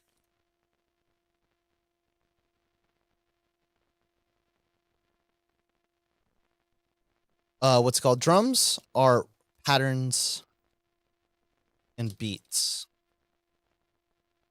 That means they repeat. That means duplicate as much as you can. Because drums set timing and like vibe out. So like another thing that you might have seen me do is like I'm just duplicating a lot. Like I'm just throwing, like I'm just doing a loop and then looping it through and then changing the small nuances that I want. I should have said this at the beginning of the stream, but duplicate as much as possible because it just makes sense. Like if your snare is always going to land in the same place. So I'm just going to find that place. My hotkey for duplicate is D. And then that dictates where my snare is going to land. So, yeah. So back to rudiments. But that's my tip for mapping drums. You want to do it faster, learn your duplication key, loop your thing, change whatever nuances, whatever fills you have, but understand that you have a general groove and general pattern, then you can duplicate that all across the board and then change it. Because it's not like it's a waste of time in my opinion to just kind of like go like this. You know what I mean? And then do that for every bit and key because it's harder. So that's my tip. I should have said that in the beginning, but for all you guys are here, you deserve it. I know it sounds lazy, but duplicating is not lazy. It's a workflow hack. So let's talk about the dynamics and stuff. So as someone said earlier, I don't know if rudiments are something you guys know. Who in the chat knows what rudiments are and what who in the chat doesn't know what rudiments are? So I can get a better understanding of who knows what and where and how. Hello. Fix the gain on my interface. Okay, cool. I don't know. Okay, so rudiments are when a drummer decides to not just like alternate. It's sticking. They can be sticking patterns or rudiments are often known as sometimes like sticking patterns. Sometimes we'll refer to them as sticking. Or it's just like how something is played. Like people hear snare, snare, kick, kick, tom, tom, floor, floor. But what it really is, it's like right, left, right, left, right, left, right, left for the drummer. And then they're changing the voicing. So where it's played, I can go da da da da da da da da on the snare, but it's really right, left, right, left, right, left, right, left on the snare for me. Or I can go da da da da do do do do. But for me, as a drummer or mechanically, it's still right, left, right, left, right, left, right, left. That's not a rudiment. but that's an example of sticking. So to go in, the most basic rudiment is the paradiddle. Right, left, right, right. Left, right, left, left. So remember the principle that I talked about earlier is that you have a dominant hand or a non-dominant hand. The thing about drummers and rudiments is that most people, what's it called? Most people, like drummers, are often going to try to like make their hand sound as uniform as possible. Paradiddles are right, left, right, right, left, right, left, left. Paradiddle, paradiddle.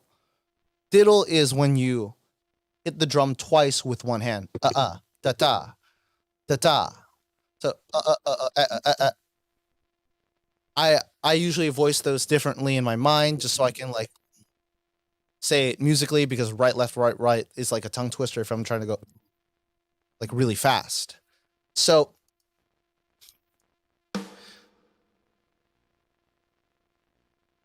you can take those ideas now, that concept that I talked about, your left hand being weaker than your right, and then now we know that pattern. Right, left, right, right, left, right, left, left. So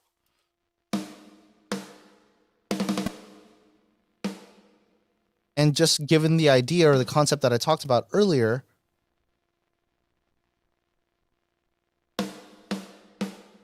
that your left is righter than your left. I mean, your right or your non-dominant hand is weaker than your dominant hand. That is like a high accent paradiddle where all of my right hands are accented.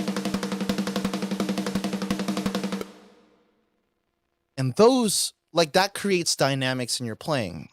I'm just playing snare. But it's not, it's, and you hear those differences in the variation in your voicing. And that's helped with your sample loader knowing that it's different. And then if I wanted this to be a little bit more like realistic, I'd increase the dynamic values between the two. Now, this sounds like an actual paradiddle. Of course, it's a sample loader. And of course, it's a thing, but...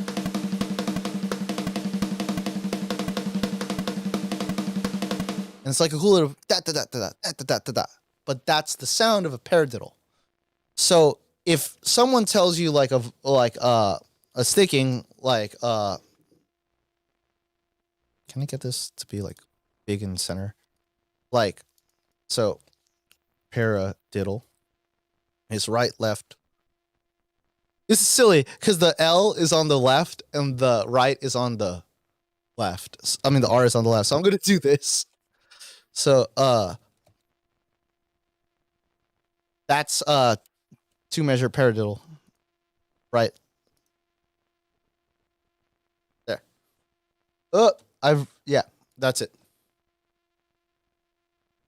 So there's other ones that are like a paradiddle diddle is a right, left, right, right, left, left. Diddle, 2 diddles, da da da da. So paradiddle, right?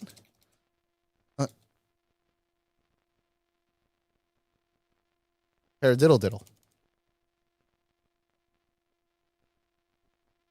And those are cool because they're voiced. Sometimes you'll often hear drummers.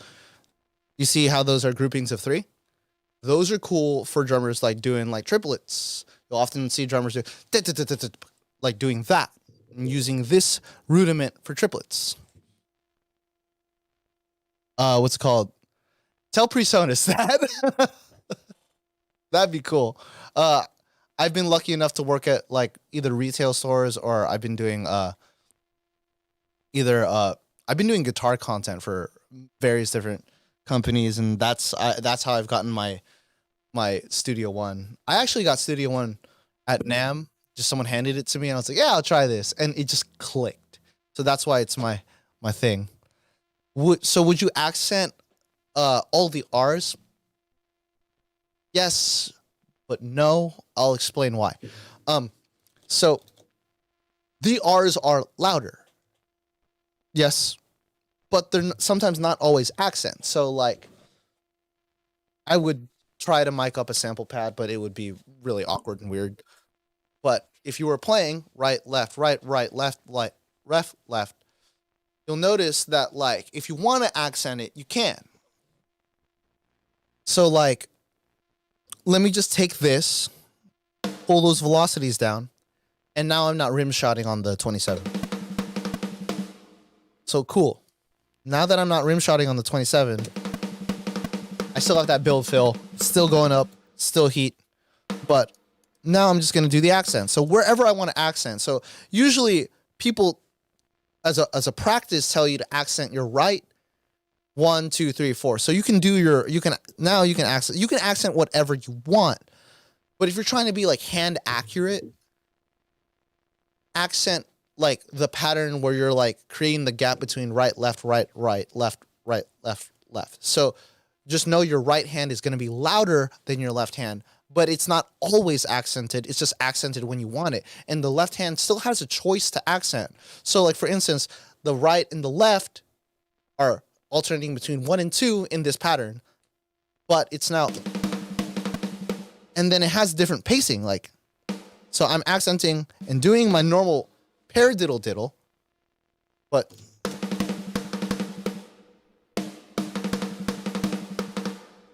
like that.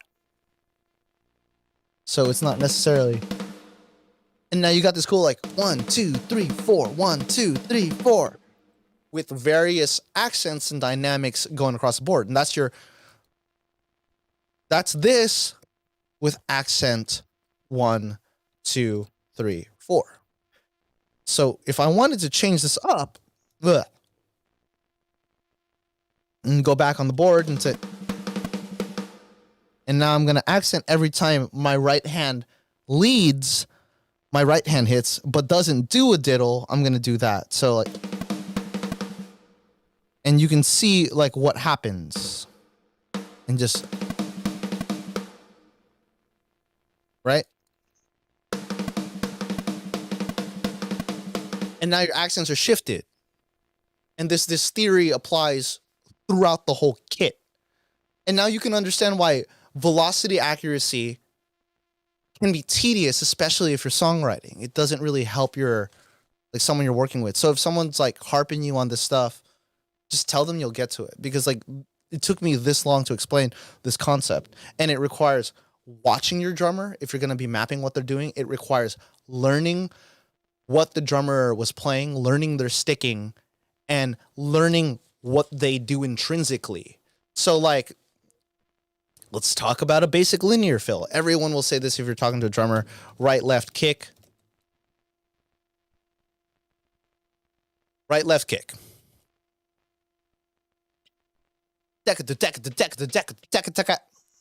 So like one of my favorite things that I probably do way too much is right, left, kick, right, left, kick, right, left, kick. So 1, 2, 3, and then right, left. And then you can just, okay, autocorrect. Like, I'm not trying to write something out. So I'm going to group it up in 4 so you can kind of see.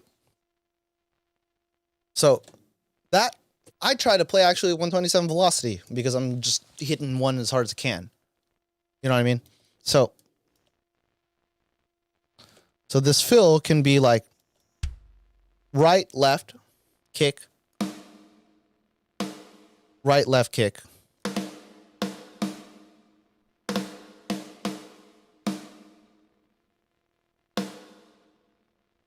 And then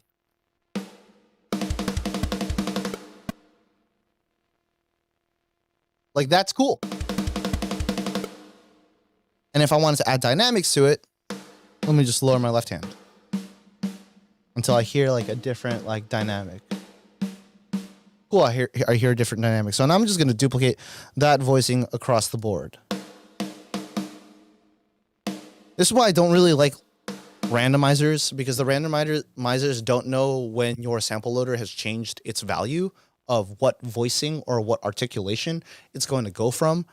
And I usually just do that by hand and then copy and paste, because the sample loader is going to round robin anyway to create that variation, which is a different human variant of the hit. So that's why I duplicate a lot. I know it's the same value, but it's not the same note.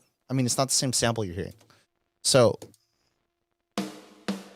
let's talk about, let's do that. That right, left kick, right, left kick, right, left kick, right, left is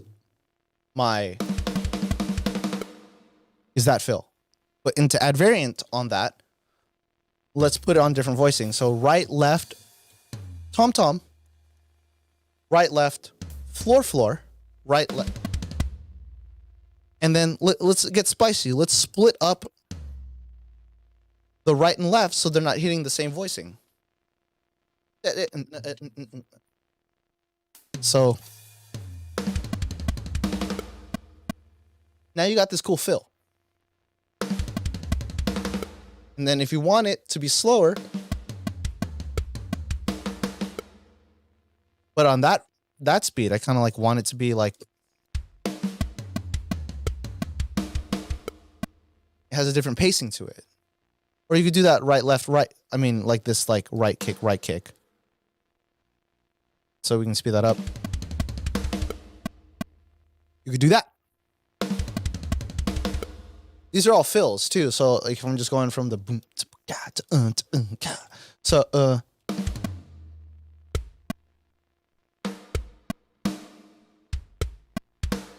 whoops.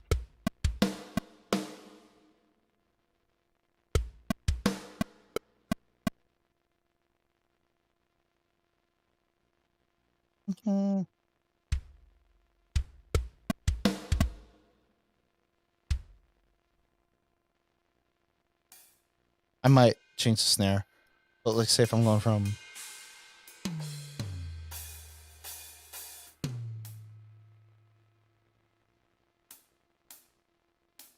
like if I'm going from this,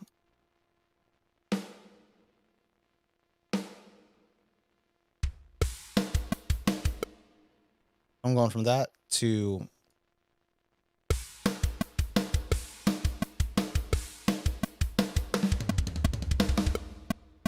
that's a cool fill. That's like not a normal fill. That's not like your right, left, all across the board, all the way through hitting different voicings.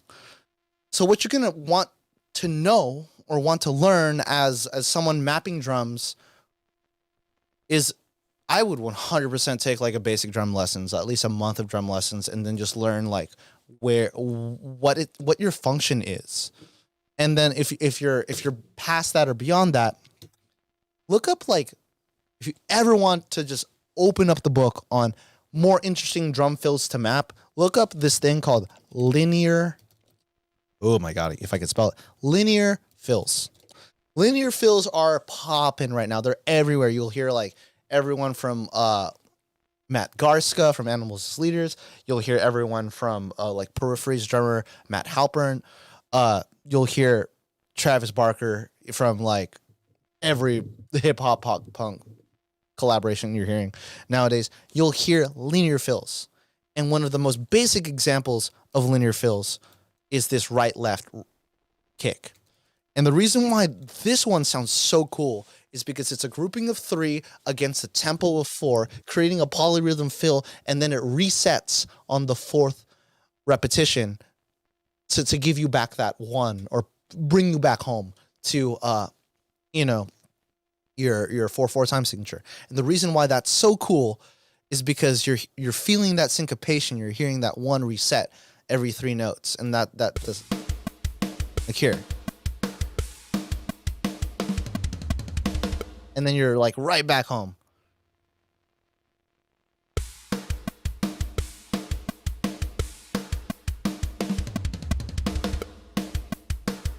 Right? And the best way for me to explain this, if you want the hack to writing cool fills, take a linear fill. Take a linear fill. Let's just Google it. I'm gonna go find linear fills, and then like I'm just gonna go to like I don't know, DDG drums. Let's see. This might be a little risky here. So like here, right left kick kick, right left kick kick. So let's take that concept of right, left, kick, kick, right? So as I've said before, right, left is just like you hitting down. So it can be like tom, rack tom, floor snare, floor, like it can be whatever you want it to be. So let's go from that and take this right, left, kick, kick, right, left, kick, kick, right, left, kick, kick. So this is a super popular double, especially if you have a double bass. Every drummer does. This is like the first thing they learn. Right, left, kick, kick, right, left, kick, kick. And then that happens across the board. Snare, snare, kick, kick is what you'd be playing if you were just learning this. Like, because that's the snare closest to you. That's the snare, that's the drum closest to you. That's right there. So now that we're there, cool. How can we switch this up? Change the voicings. So you can add snare leading and then your rack tom. I have one bass guitar and what's called one bass and one bass guitar. Does that count? I mean, can. And also if you're a good drummer and you learn the like different techniques, I can achieve this fill with one foot just because I've practiced it for so long that that can just be done by like you can't see my foot. You can achieve that easily with one foot. So this isn't like out of reach for a drummer. So if you ever feel like you're doing something like incredibly ambitious, it's not.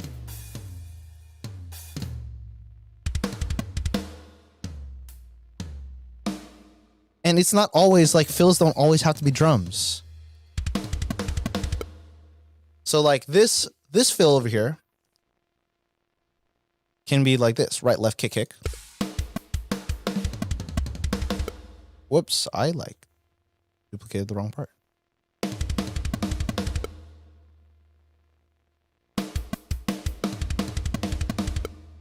So this is just a simple like concept. So the reason why this fill feels a little different, where the syncopation is pushed harder, is because I'm no longer going. The snare is an accent. It's like an accent drum. It's a loud drum. It's the loudest drum in your drum set, aside from the kick, which usually gets mic independently, but like you'll usually hear the snare as a driving force. It's where you want people to clap. It's where you want people to land. So given that idea, that knowledge, placing the snare somewhere that isn't a downbeat is a little weird. It's a little cool. It's a little syncopated. So what I did here is just like this little fill here. Simple example of snare on the downbeat, and then immediately switching it up. I'm switching my hands. I'm still doing right, left, kick, kick, right, left, kick, kick. But it's still, like now it's in a different place. Right? So, does that make sense? And because of that, it sounds like a completely different fill. I'm not changing what I'm doing mechanically with my body, but I'm just like hitting a different drum, switching my hands. So like that can make things like interesting too. So you could just do this fill. This is like another fill. So you could just do.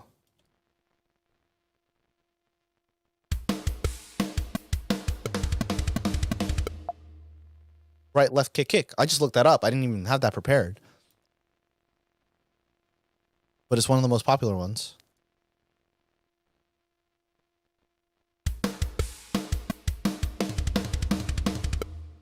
Right?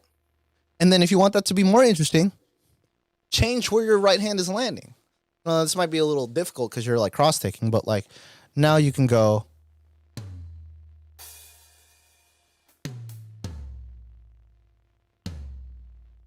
And you can even hit the hi-hat. Like that would be natural to me.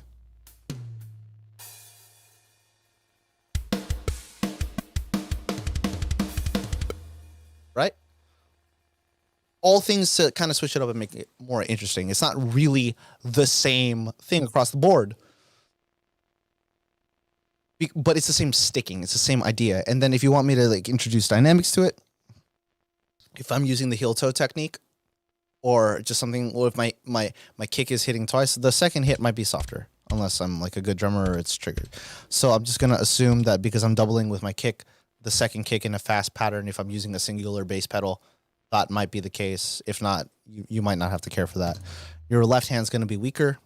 So in this case, the left hand is still the right left kick, right left kick. So left is always going to be this one. So it's always going to be softer. And then with that, I've just added dynamics to this. Right? So there's that with added dynamics. Given all of that information, now you have like a different fill, like a different pattern. And the reason why these are little, oh, what have I done? I accidentally made it into a thing. The reason why like there's infinite possibilities is because there's infinite like pieces of drum kits that you could, or things that you could like throw into like a sample loader. You know what I mean? I've been saying you know what I mean a lot.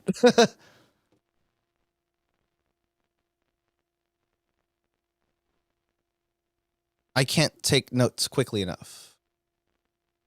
I'm trying to take notes for you, but if not, you feel free to rewind. You can pause the stream and all that, and then we're gonna leave this up. But I'm like kind of giving away all my secrets here, like honestly, because like the secret sauce to finding drum fills is like finding sticking rudiments and sticking patterns. Like any website, you can just go over like what's the vibe now? What's the cool linear feel of the day? Go on like a drum lesson thing where they give you like patterns to learn daily. And then you just go through and like, hey, I want to do right left kick, right left kick, right left kick, and then that's like the new vibe. So like understanding that right is louder than left in most cases, and going with that gives you the dynamics you're looking for, and then that gives you your idea of like for your fill. What's up, Jorg? Is that how you say it? I want to botch the name. So like stuff like that is like super rad. I think I might build a MIDI fill library. I'm gonna try probably by the end of the day.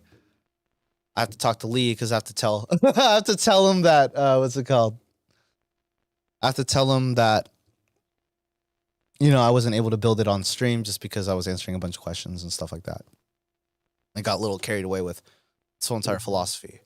But like, if you're thinking about it from a drummer's perspective, they aren't thinking. I mean, they are, but they aren't. They aren't naturally thinking kinesthetically in their body.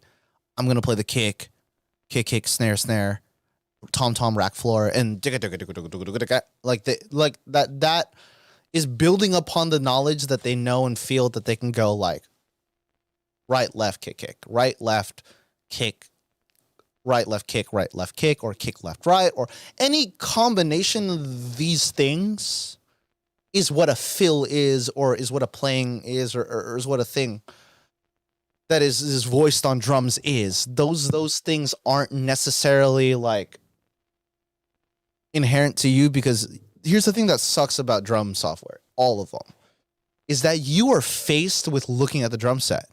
You aren't faced with understanding what the patterns are, like, and how it affects the music, and that isn't like intrinsically given to you. And you aren't faced with like knowing what a drummer is going to want to play.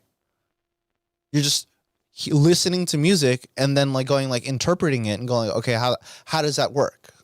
And like pulling back the cloth. It's so useful that my first instrument was this before I started producing, that I believe that every producer should have like at least like a month or two of drum lessons just to understand like what that person's job is musically. Because that person's job is not necessarily to like just play along. You know what I mean?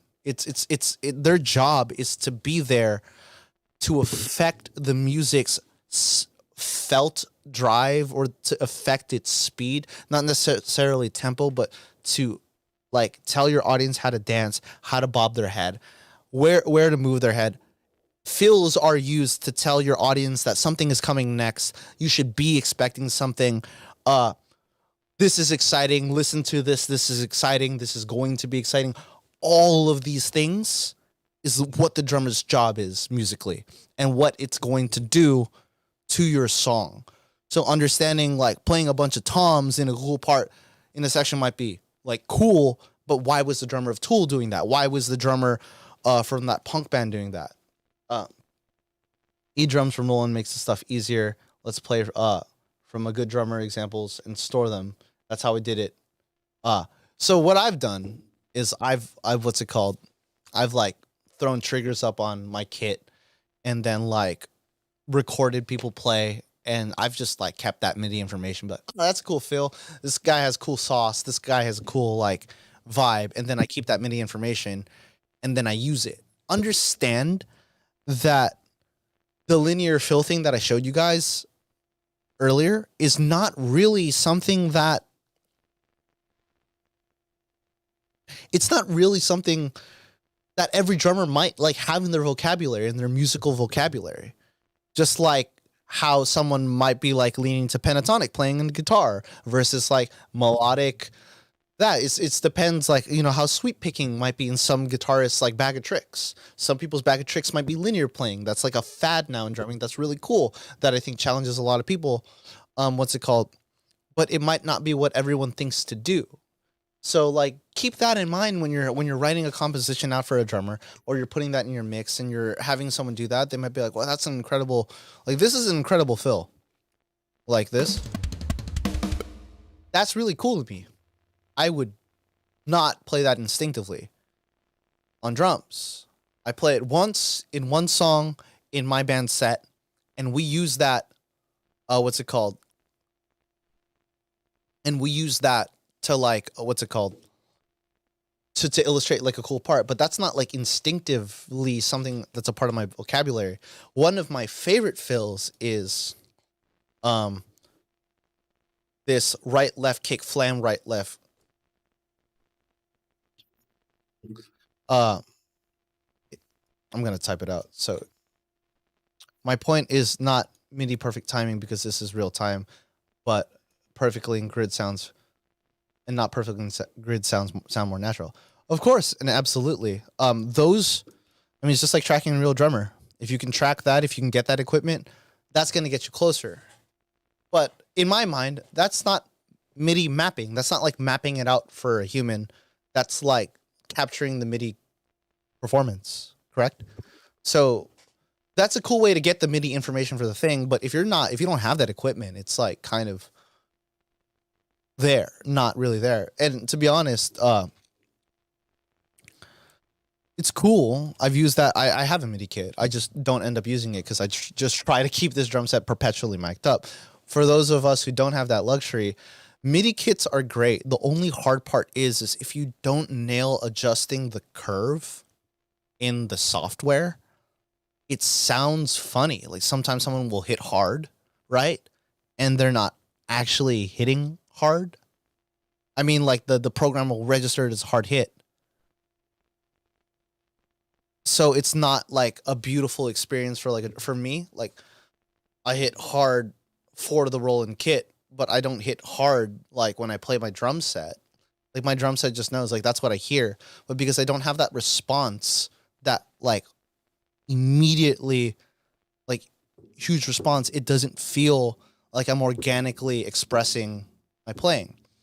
You could say like that's the fault of the player or not, but like it's something like I have an Octapad and I gig with I don't have it with me in here, but I have like one of those Octapads and have an SPDSX.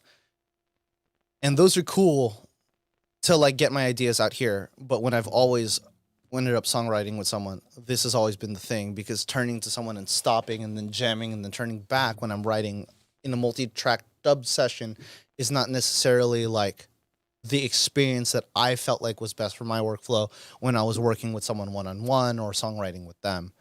To be honest, living, you know, sometimes in an apartment or something like that, or if you're on the second floor, which was like a large part of my life, is not something that translated very well for a lot of people. So I feel like this is the most accessible way. And the groove and the timing, it just depends on if you want to lean far back, you can find the snare. lean that far back, you can move stuff and then mess around with that. I know that I haven't like gone over like specific timing, but the linear fills I feel like is a huge thing in the bag of tricks for producers for people to get there. I know Common Time Productions said I never knew about linear fills. I was a marching snare drummers and then starting a kit way after my lessons. See, for me, I went to a high school that didn't have a marching band, so I never had the privilege of learning like rudiments until late in my drumming career, and that I feel is a huge handicap for me because now I'm like focusing on rudiments and I'm focusing on integrating linear fills into my playing, whereas a lot of marching drummers who are very like late into the marching like understand the rudiments quite well, like those stuff comes naturally. So for instance, like if you're doing like the paradiddle diddle thing, what I hear a lot is in paradiddle diddles is like right, left, right, right, left, right, left, left. Whoa, that's not what I wanted.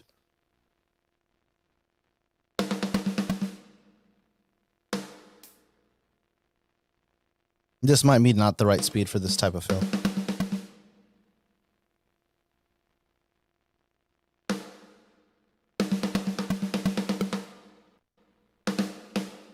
So like,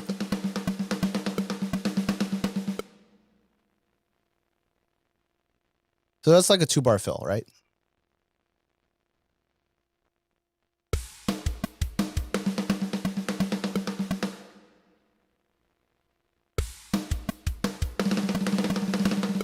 Like that sounds ridiculous, but like I've seen drummers like play this. I might like lower the speed just to make it make a lot more musical sense, but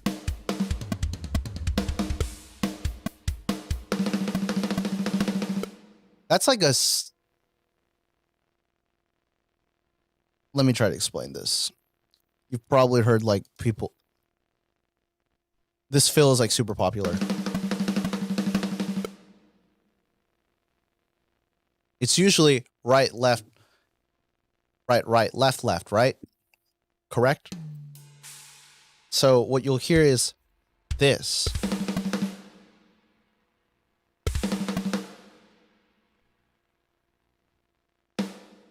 Right, left, left, left.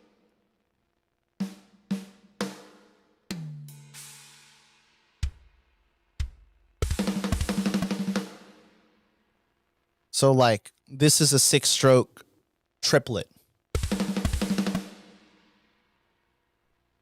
I've seen a lot of people do this, like where they're crash, crash, snare, snare, snare, snare, crash, crash, snare, snare. It's like the big ending of a song. A lot of people like to use this fill.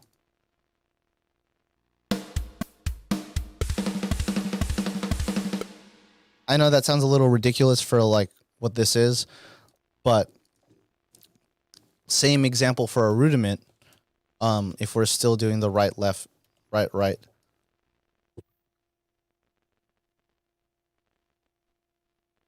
Sorry, I have to like map it out in my head.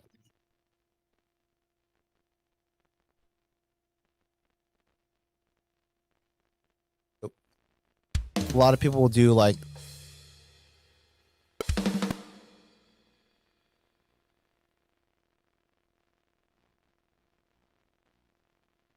and then they'll do like a hi-hat.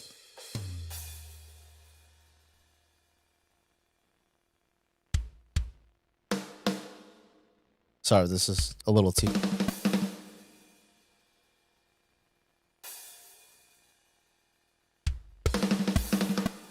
Like I've seen this fill done like several different places. And then you just have to change your voicing where your sticking is. A lot of people like to leave the snare here and then move their right hand to change voicing. So that's a paradiddle diddle, triplets. So if you're hearing it in the groove, it's like.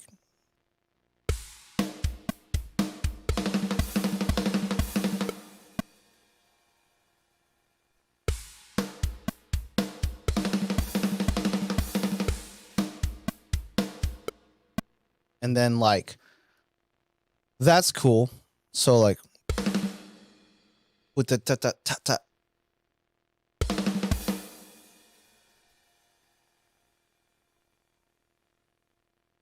And you could move your double right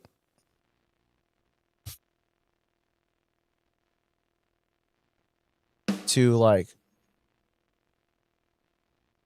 the floor and then like move that around. But it just depends on where you want to like move your stuff. I interrupted myself earlier and I haven't like mapped out one of my favorite fills that I like to use, but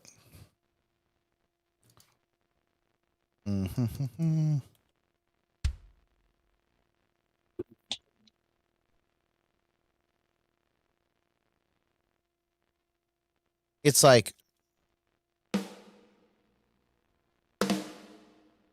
oops, I should go back to 16th notes.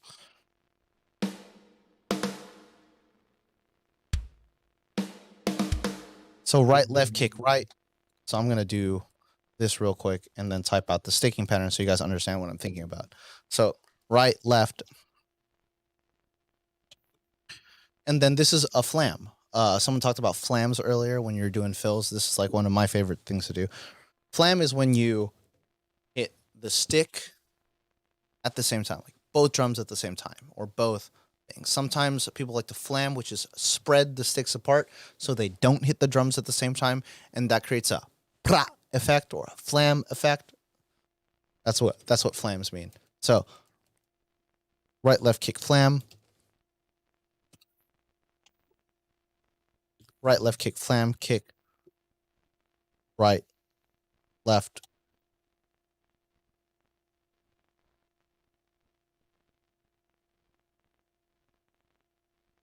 Right, kick, flam.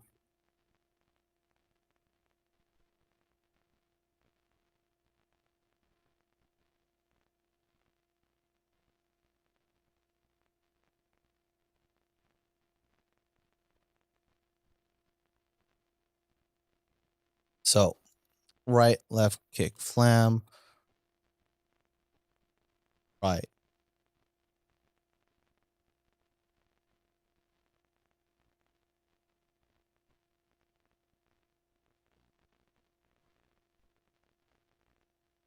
Sometimes also lightly on the rim at the same time can be interesting. Yeah.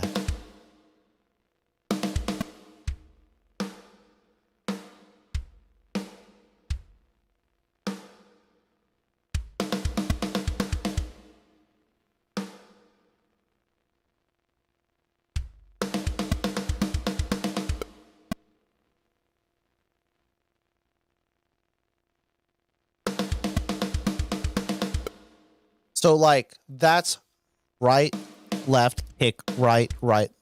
Sorry, right, right, left, kick, flam. So flam is two notes at the same time. So I'm gonna try to get that spread happen. So every time I do that, I'm gonna try to flam it.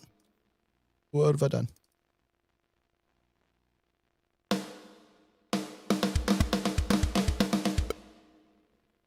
And then now that I've got the sticking down, I like to change the voicing. So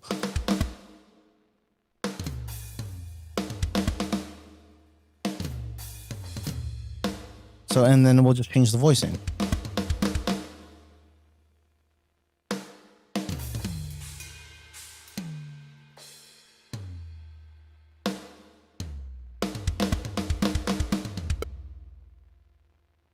That's another idea. So like now that I have that, that's another fill.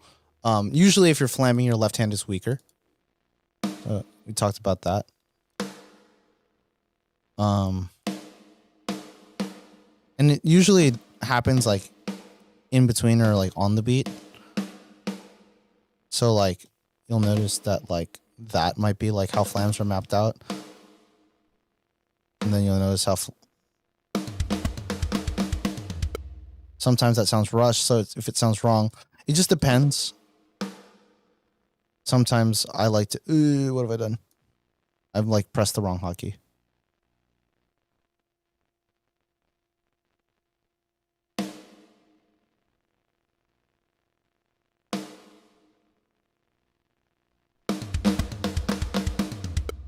Oh, I've duplicated this, so that's definitely not the super flam I wanted. I've also used a second snare that was tuned like a marching drum for a firecracker snare. Yeah, it's amazing. I've done that too. I have like a little 10-inch snare that I've just cranked for like that really cool like pockety.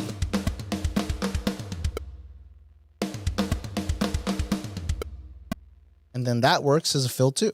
So it's one of my favorite ones. I like kind of use it way too much, but y'all know. I hope you guys are liking the stream. I hope you guys are digging the information that I'm throwing at you. I know it's been a lot at once and a lot of basics. I don't know if like that's what you guys are looking for when it comes down to like a course like this or like a stream like this, but I've tried to type out as much as I can and kind of break down like my philosophy and how I think.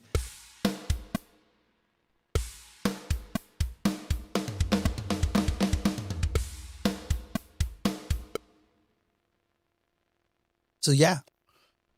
Um I think what I'm going to do is I have to use a restroom.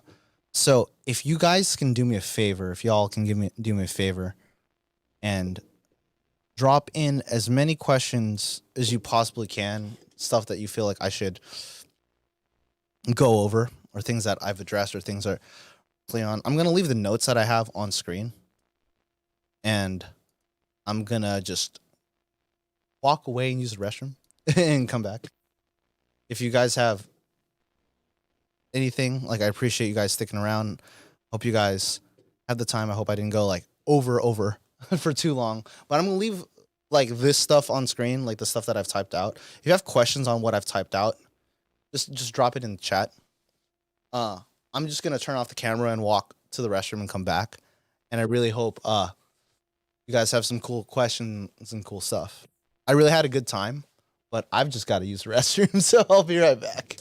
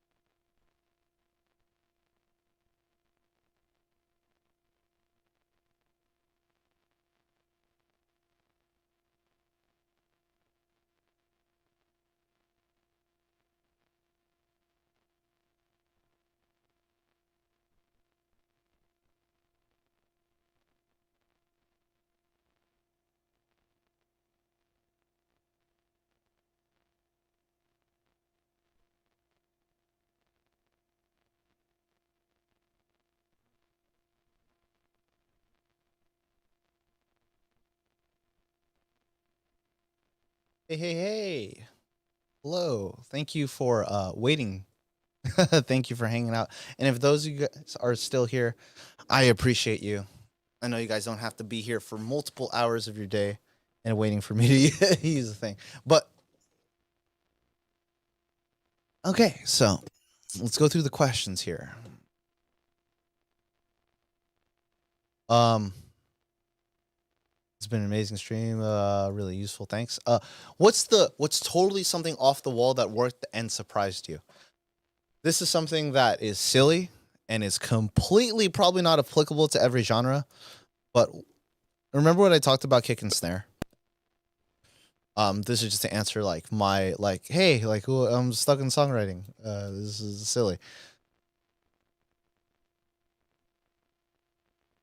So what I'm gonna do, I'm gonna.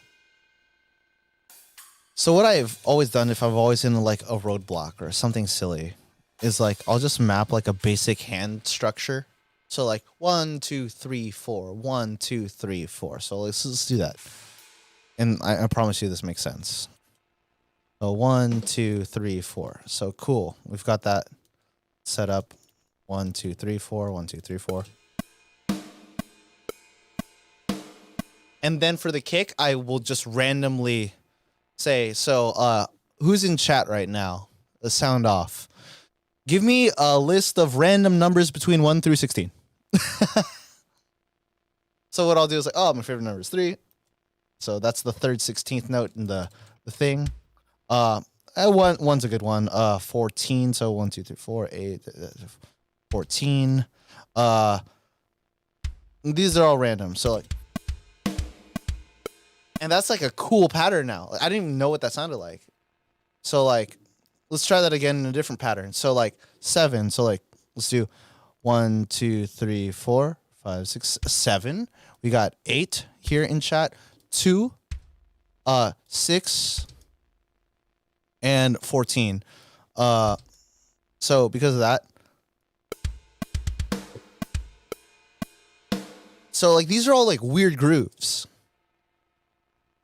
So like I'm gonna take the groove that I made up here, and then I'm gonna put the groove that you guys made up in chat. And then this is just like another.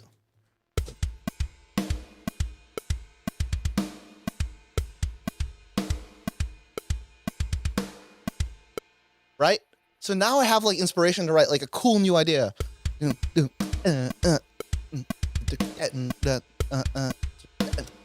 let's write to that real quick. This is like a silly little trick that I've like, I don't have inspiration right now. It's like,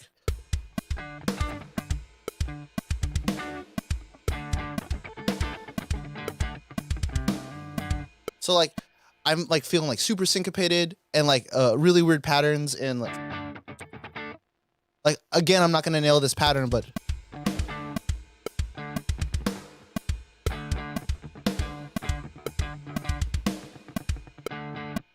so like I'm feeling like that vibe. If I wanted to do metal, I could go like,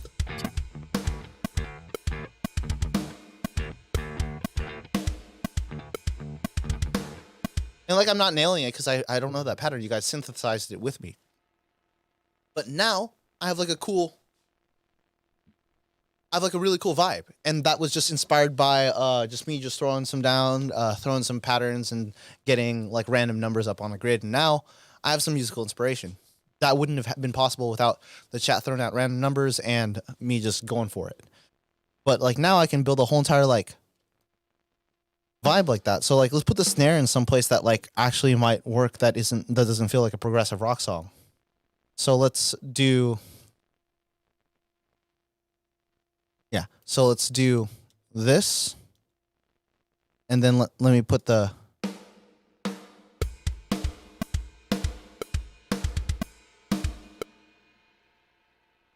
so, and then like let's just add some offbeat snares. Sorry.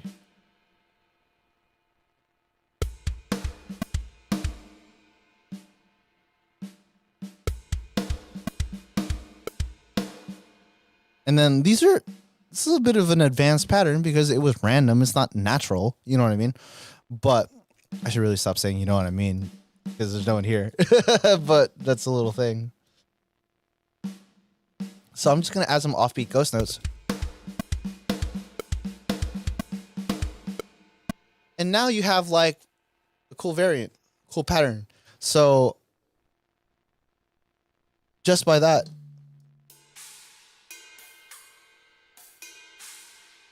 I'm gonna actually just try to make this like a full groove.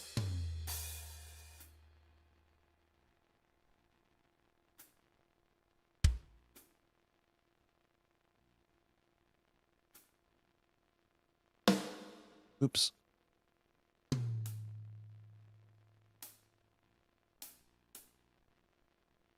So like,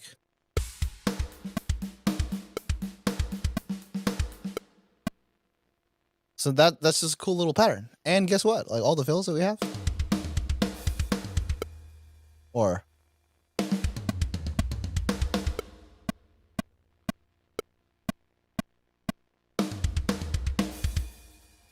now it works. Like,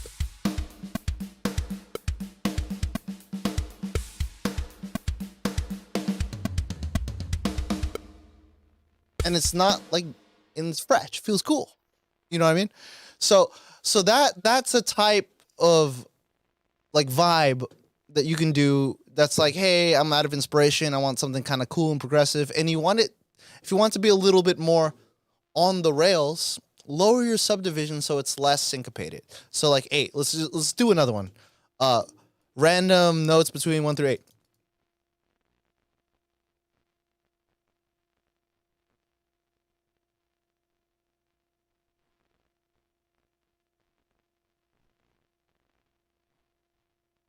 Six. Okay, cool. We've got 6. So I've just deleted the kick pattern, changed my subdivision to 8, and then we've got 6.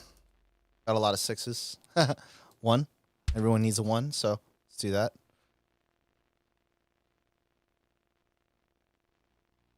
I need more numbers. So keep throwing numbers. Multiple numbers if you want. 4. 1, 2, 3, 4.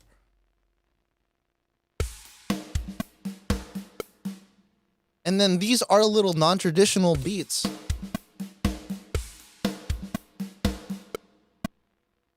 But it helps.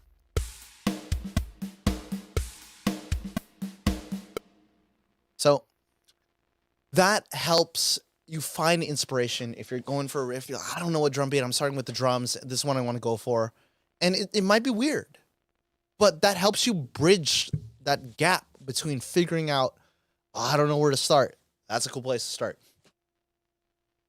Roll a dice, do something, get a number generator. And then I know it feels fake, but we have all these tools around us to like start inspiring music. Like, I now want to just write some like cool,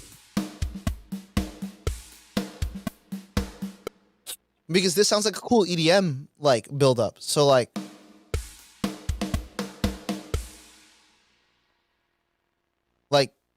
imagine this faster, right? And then like kick on the 4 now, right?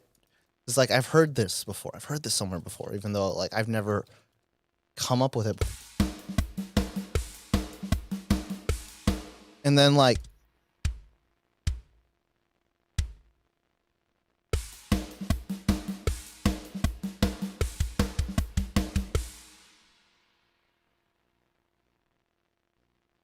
and then let's double up the kick. And tell me this isn't an EDM build.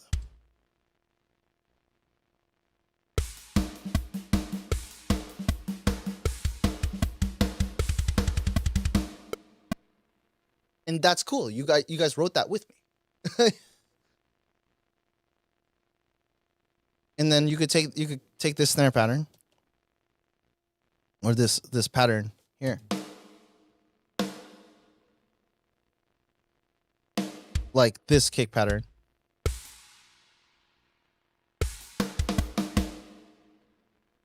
So we could switch that up a bit. I know I deleted the part that you guys wrote, but I wouldn't have heard that influence if not. So like, let's move this pattern up for the random numbers that you guys post it up, and then let's just do this. That's another cool part. So that answers one wild thing that I've tried that totally surprised me. That's been in my bag of tricks of like if I'm ever stuck. So that's something for Mike. That's like one of my secrets. What's some of your drumming influence and how to use them for reference in your MIDI builds? That's hard because I'm influenced from like a vast array of drums. You could say, like, I was a kid inspired by Linkin Park. So Rob from that band is incredibly good at laying down the groove, laying down the hip hop syncopation, solid in new metal, really, really extravagant kick patterns for a single a single pedal player. So that's really cool. A lot of hip hop influence, and that brought a lot of like boom boom ka ka ta boom ka boom boom ka ka ka boom ka, like that breakbeat influence to my drumming that I really like. Travis Barker from Blink 182 when I was growing up, he influenced me a lot with Blink 182. Showed me that if chords are super simple, like like super simple chords, that the drummer has a lot to work with. And if the drummer isn't like, and you can be like super dynamic playing with 4 chords, but the song can develop and change because of where the snare is placed and how. That's what that drummer taught me, because that drummer had a very simple punk band and really capitalized on the fact that his guitarist and rhythm section, aside from him, wasn't playing all that much, which is great for him. I know a lot of people say he's overrated and such, but he knew how to take a simple concept and develop it to be one of the most iconic sound of that generation. Then now we have like Matt Garska from Animals as Leaders, which is very great with the syncopated timing and all of that. I really feel like that band works as a team and kind of like creates stuff in the box and then brings it to life.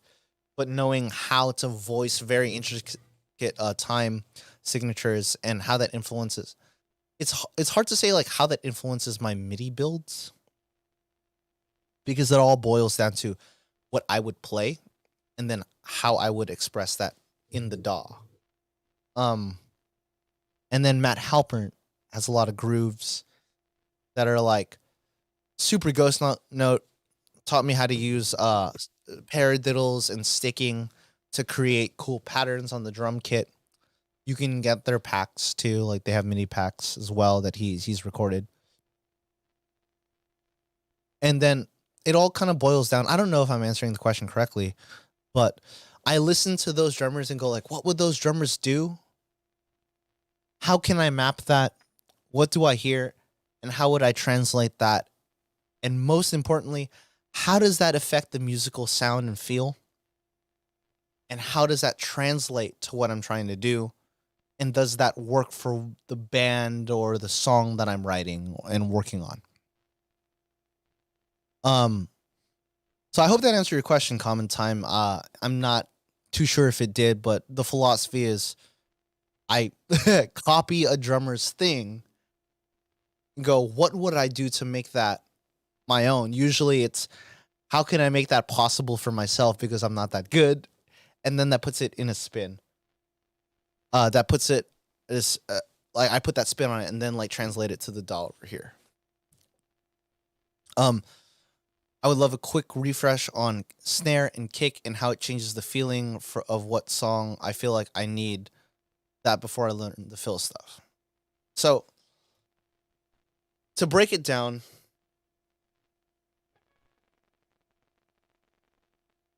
I feel like the best way to explain that is kick and snare.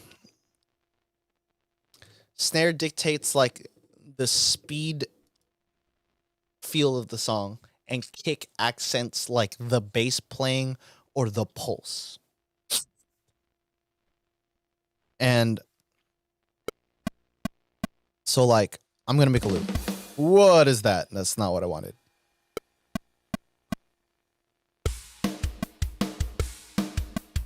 So like I'm going to duplicate this track, solo it, and then let's go. Here. So I'm going to change the snare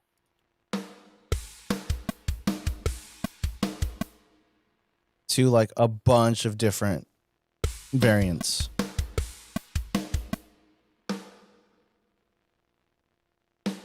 Of like different placements.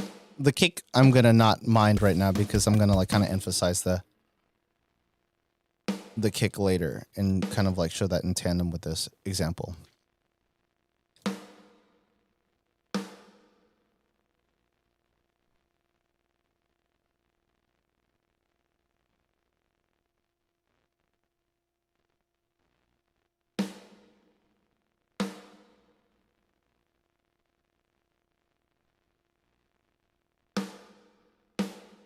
So this might be an unrealistic drum pattern, but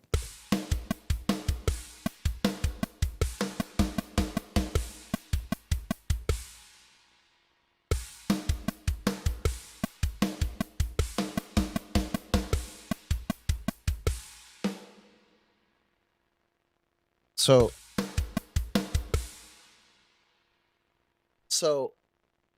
I'm just going to play the same chord behind this, and you're going to see how it feels.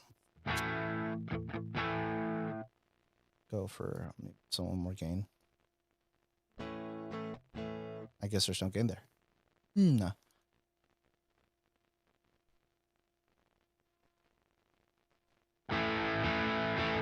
Cool. So check this.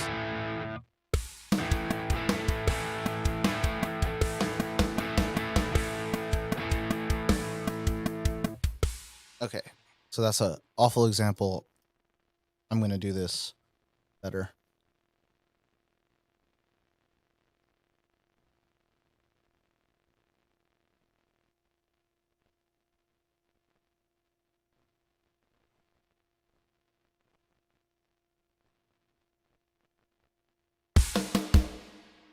Sorry.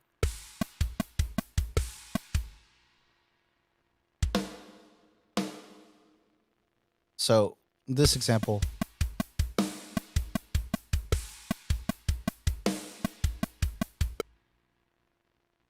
So for instance, let's solo this one. This first example is just the snare on 1, 2, 3, 4, 1, 2, 3, 4. And then we're going to loop this section. Right? So.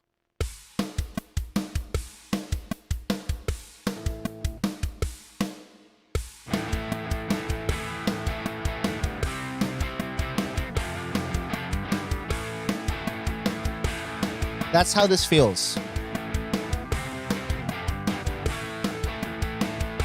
So that's with the snare placed on 1, 2, 3, 4. This is with the snare happening less. It's happening on 1, 2, 3, 4, 1, 2, 3, 4. So let's listen to this.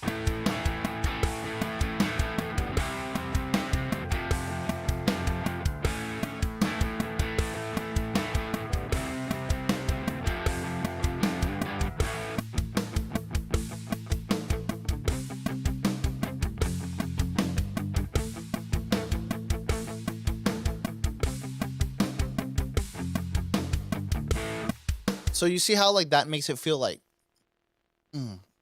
versus this last one, the one before that, which is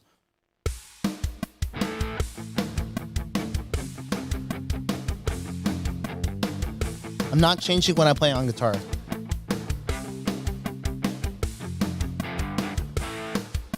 So there's that. So that's the snare adding that different vibe.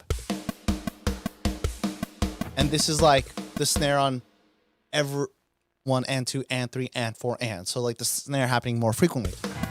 It feels more punky immediately. I have to like adjust the speed of my playing, but the tempo never changed. So.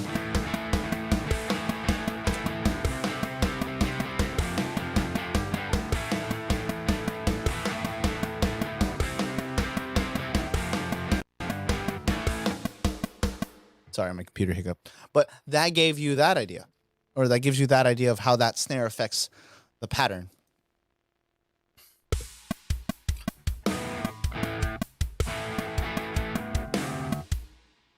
So this is with the snare happening on almost the top of every other measure. So like here, check this out.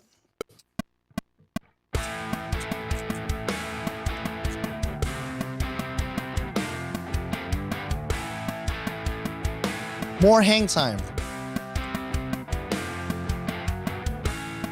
Sorry, I messed up. But more hang time, more open, more loose, sometimes more suspense, sometimes more syncopation. But that's what that snare does. And the best way I can explain it to y'all is, how does it make you feel? And is that the feeling you want for your part of your song? So that's the best way. For the snare, that's how that functions. So the kick is similar, but it's more of like what the rest of your band is playing. So if I were to move this, and this is all variant on style, right? So let's go back to the first beat. Let's remove the kick.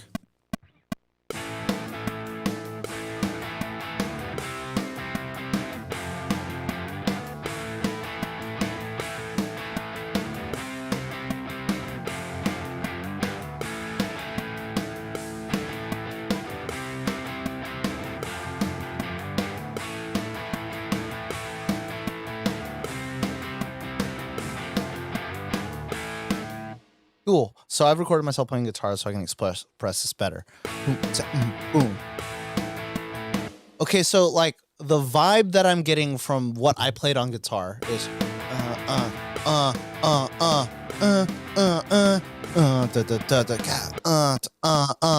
that's what the accents that I'm playing.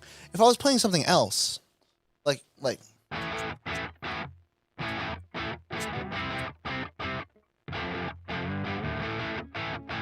or something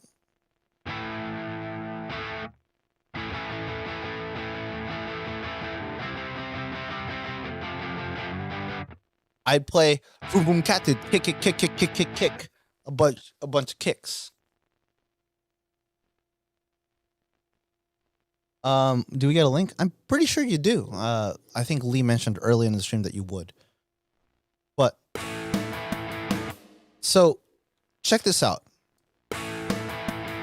What I've just done is I've wrote that guitar part, and I'm feeling like it's kind of intuition for me, and it's hard for me to teach that, but you can kind of look at the transients on the guitar player if you're working backwards from guitar, but it's kind of the pulse of the song. So I'm accenting on the upbeats on the guitar. You can kind of see that in the transient information here. Like the Camden, man, I don't want to go. This was a real blast. Yeah, I'm glad you had a good time. If you ever want to connect, just hit me up in the Facebook group. So, and then let's take a look at that MIDI information and look at my playing. A guitar player might naturally accent where the snare is for them. And you can see my accent there. Right there. Right here. You can see it. So I should just do that. And my DAW like syncs up the MIDI grid for that. So I'm just gonna do this. I'm gonna try to make this big for y'all. And then let's just blindly add kick and see what happens. And I don't recommend you blindly do anything, but I'm going to show you like what it does because I'm just looking at the information of what I was playing here. And taking that. And then I'm just going to add kicks to it and see what happens.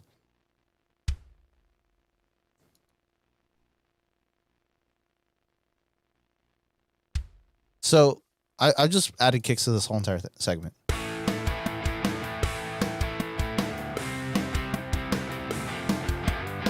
So I probably should add one kick like there, one.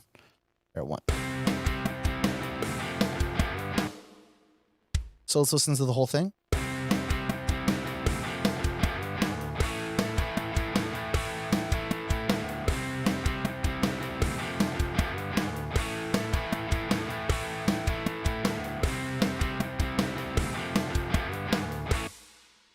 So that should give you a good idea of like what the kick's function is in busier patterns. I would say like uh you guys are probably tired of me playing the same chord progression for 3 hours. Like in busier progressions where the snare is like very frequent, it's best to kind of just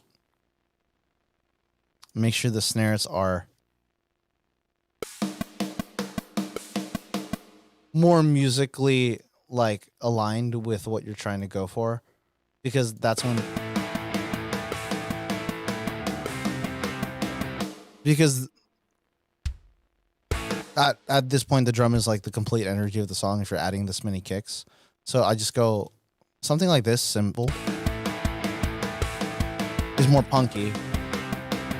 You can kind of tell already.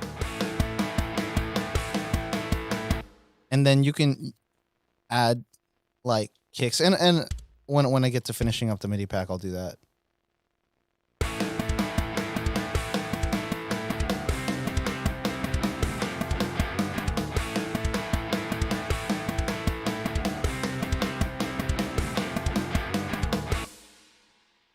And then you can see how that like affects the speed. And then like now I'm just gonna take this kick pattern that I wrote for the very first example. And when the snare is super spaced out,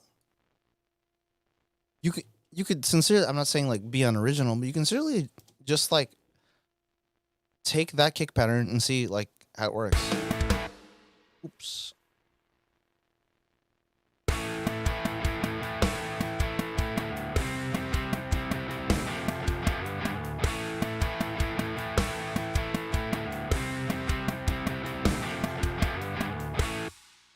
And then I hope that answers the question, Toilet Tunes.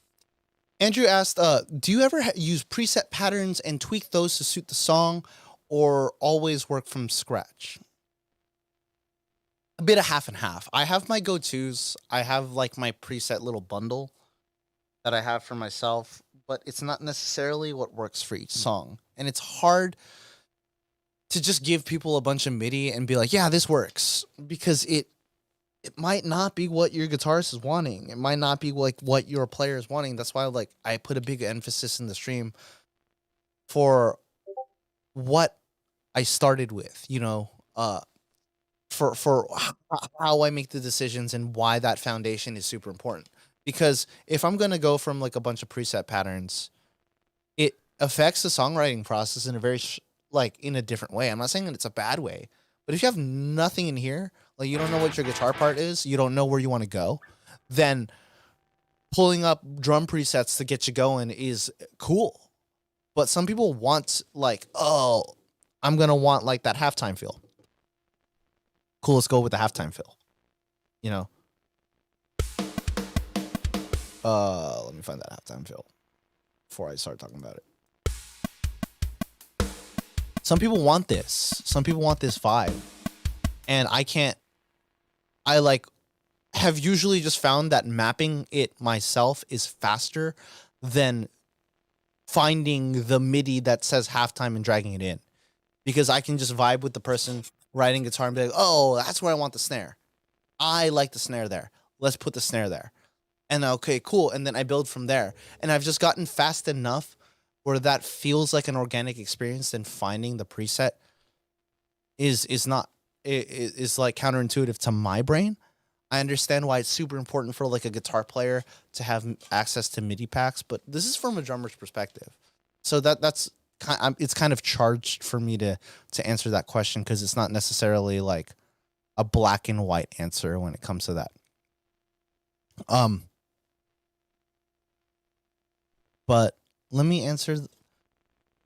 But I would recommend starting from presets and really asking yourself, what is this doing to the music and what about it do I like? And move away from that. That way your drum mapping experience can be as organic as possible to who you are. And that'll help you discover like how you like to interact musically with your client or your bandmates or whoever you're songwriting with, or with yourself.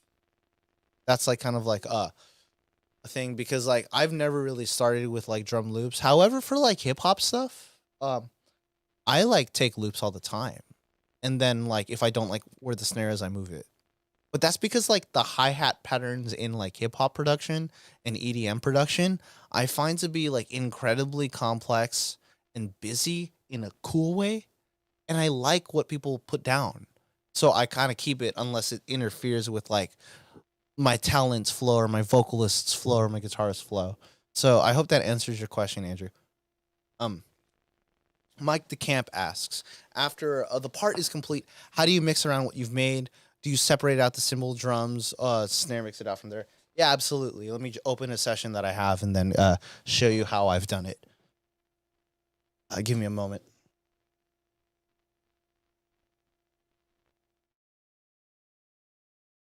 Okay, so let's go to, let's see, one of my favorite sessions that I've done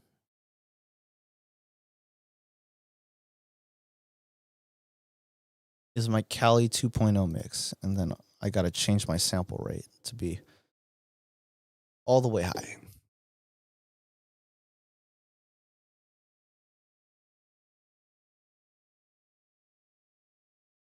I prefer to get either a part or keys part down first, then decide how I want the drum I want to feel.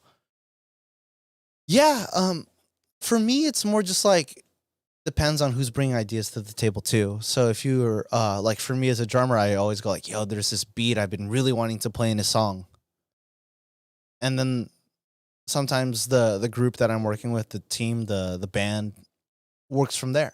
It depends. Like I feel like I don't know if you guys are like emo kids. I'm an emo kid, so if you're listening to like Fall Out Boy, it's like do doom do that do get do doom do get that, and then he's playing the same thing because the guitar parts were incredibly simple. Gave him the space for that, and he could have played whatever he wanted, and that song would have worked. But that gives you like some sort of idea. Mm. Okay, so I'm here, and I'm about to show you guys like how I break down this mix. So I'm going to show you the song that I mixed. It might not be to everyone's tastes, but I hope my session isn't broken. But yeah,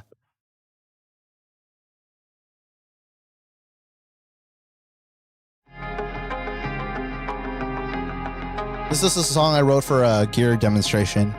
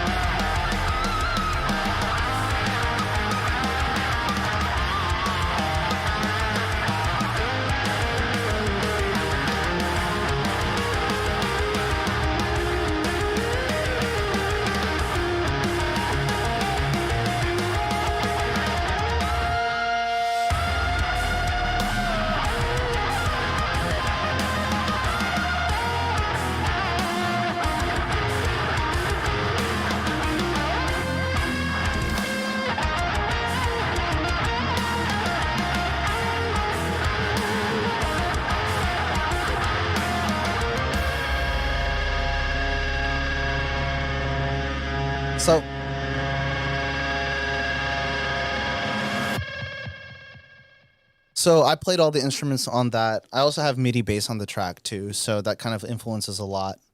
How I like to mix this is it's going to be very different for each DAW, but what I do, I mean, very different for each sample loader. But sometimes I have like a multi-out. I use like the multi-out advance, and then now you can see that it's stemmed out on the bottom here. You can see that my outputs are interactive and all that. If I taught you guys how to do it in Contact, it's not necessarily going to translate to Easy Drummer. I've done it in Easy Drummer. My Easy Drummer authorization is not working on this computer because I just got a new machine, so I'm really sorry about that.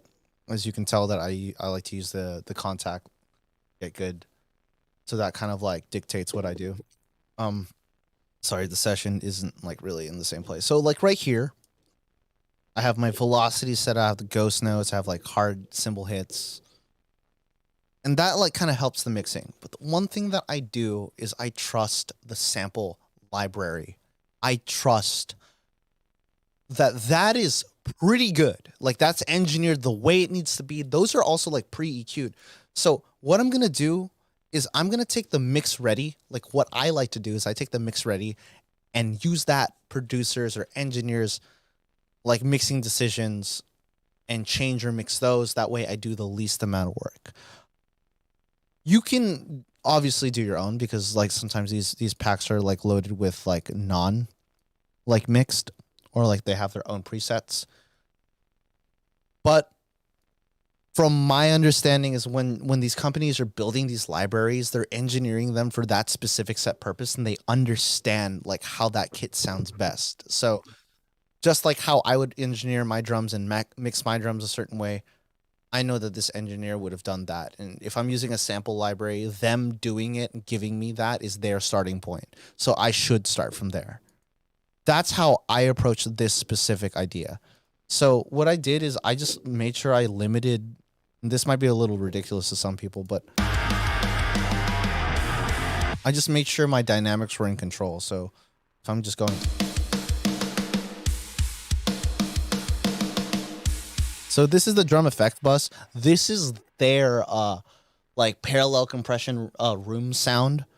It's always automatically routed to channel 1, so there isn't anything that I can do about that. Historically, when I'm mapping up this kit or whatever I'm doing that, I just crush the rooms to give myself the most amount of space possible, and then I bring that in the mix to taste. As soon as I feel the vibe of the room, I just kind of like do that. So this is where I landed at, like a -11. I limited it so I could get the room like crushed and solid and vibing, and that's what this sounds like. Oh, come on. Just give me the room. That's what I asked for.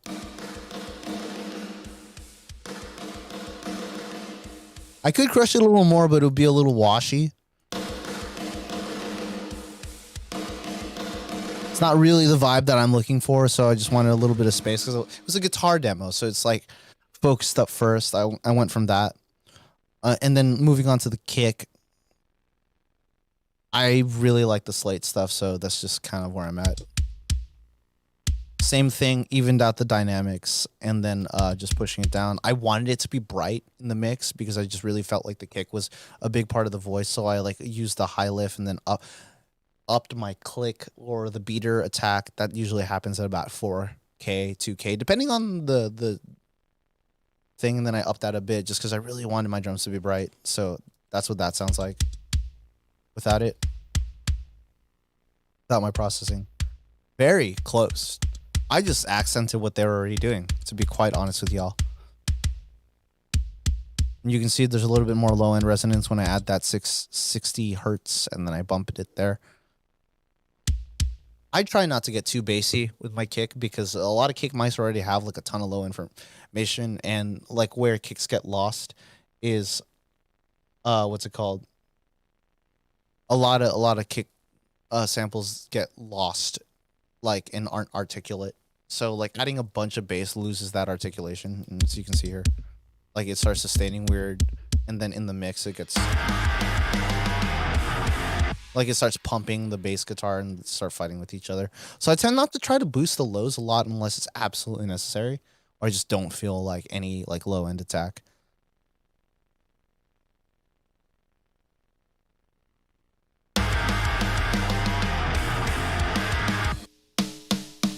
Same thing with snare. So this, I took a little different approach. I tried to use some saturation to kind of even out that and make it bite in the mix a little harder. And then like compress it because snare wires liven it up. And then same thing, the attack coming from 4K, 2K, bump that. And then I bumped that 200. That 200 is like that body to the snare. Kept that there. Without that, super no attack. When you add that in, add that 200 back, you hear that body, that tubby. Then I added this. I added some low end. I didn't use the air here.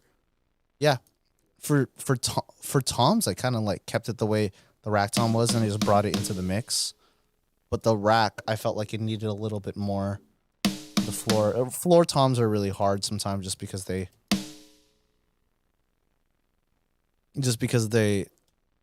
just big. Let's see. Just trying to find a section of the song. And I don't play a lot of fills in this.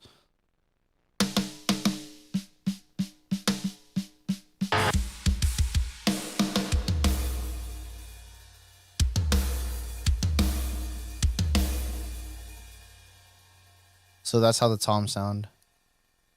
I guess I could just pull this up and kind of like tap it. Gives you an idea. Steven Slate drums was like my favorite for a while. And then I kind of just like moved away from it when I started working. Just exploring different sounds and stuff like that. I've used my Steven Slate for like way too many. Just way too long. So I just moved away from it. Nothing wrong with it though.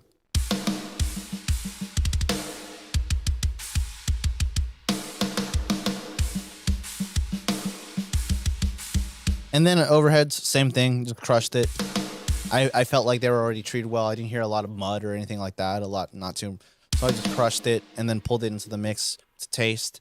Same thing with the rooms, crushed it, pulled it into the rooms to taste.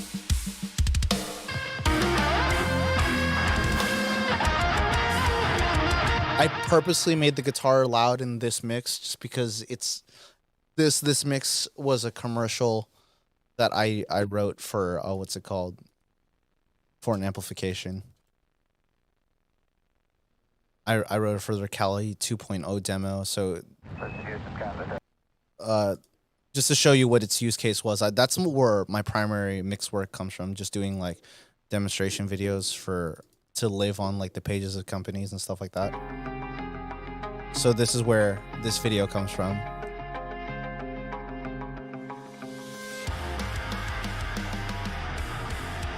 So like now that you hear like what it's for, now you understand like why the guitar is so loud. I don't really do a lot of what's it called? Yeah, it's the same chords as Scarlet in chord progression.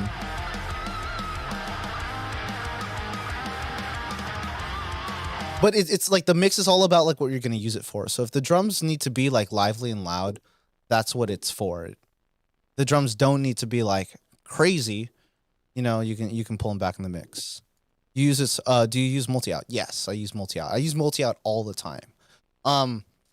When I'm just writing with my friends, like I don't use multi-out because I'm not mixing. I tend to keep myself focused in whatever mode I am in. Like I said before, when I'm doing drum mapping, I always. Yeah, I'm still doing stuff for them too. But what's called? We'll be doing some collab stuff with Warren. Hopefully down the road. That's one of my favorite guitars. It's my friend Jacob's. But as you can see. Oh, and something that I did too, it's not drum mapping really, but I added these like snare drops just to like really emphasize those.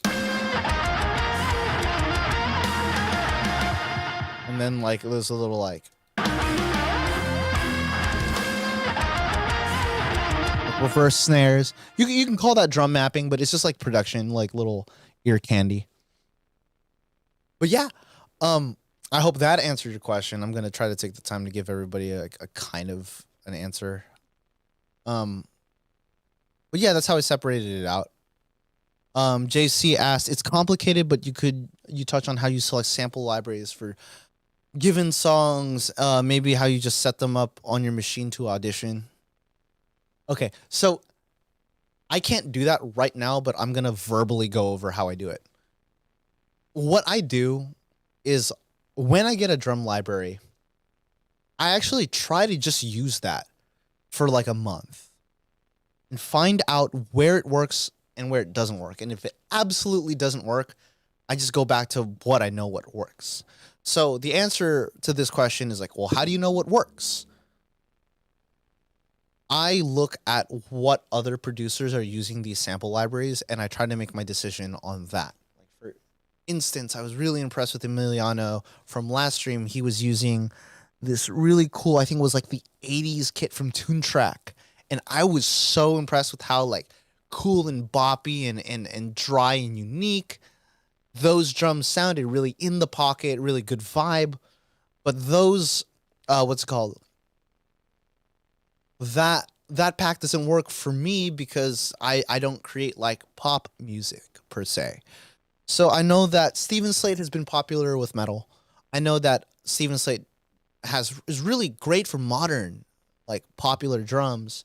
Usually if I'm trying to go for and emulate a production style, borrow um I try to borrow or buy samples from that producer, and then I use those in my productions as much as I can until I can't find a use, or I feel like my productions haven't grown, or if I feel like the problem is the drums. And how I go about that is I honestly just I use like my browser in what's it called, my browser here, and just listen to like listen to samples. I know that I'm listening to loops right now because that's what I had like really quick. But I just use this portion of my DAW, and then I just try to access those and listen to the one shots and go from there. But what makes me decide is not really like a musical thing. What makes me decide is, hey, this producer used this in their track and it worked for them really well and I really like their production. So I'm going to use that in my track because it works. Why should I? These guys are great. Why should I fight them? That's just my mentality. And I have sampled my own kit and used that. I usually sample my own kit and use it against my own kit or with my own kit, but that's not necessarily like what I know that's not necessarily the answer you're looking for, but I go for that. I try to like really make mental notes, and I don't really go I'm not really at the mix process picking samples. I already like know I'm going for this production style. These samples have been marketed with these production styles, and I'm going to go with that because I know that that works. It's okay to experiment, but you know, I for how much I have to output, I don't really like move back and forth between that. So, I hope that was helpful. I hope that answers your question. It's usually it works because that's the style of music you're going for. I really believe that like the Avatar kit for Easy Drummer is great for most use case for rock. I believe that the what's it called? Tune tracks like Metal Foundry is perfect for metal, and sometimes I'll use their China outside of metal because I need a China and another kit doesn't have a China. I believe that Steven Slate has been the sound of modern drums for a very long time. So I'm going to reach for Steven Slate if someone's like asking me for a Steven Slate modern drum production.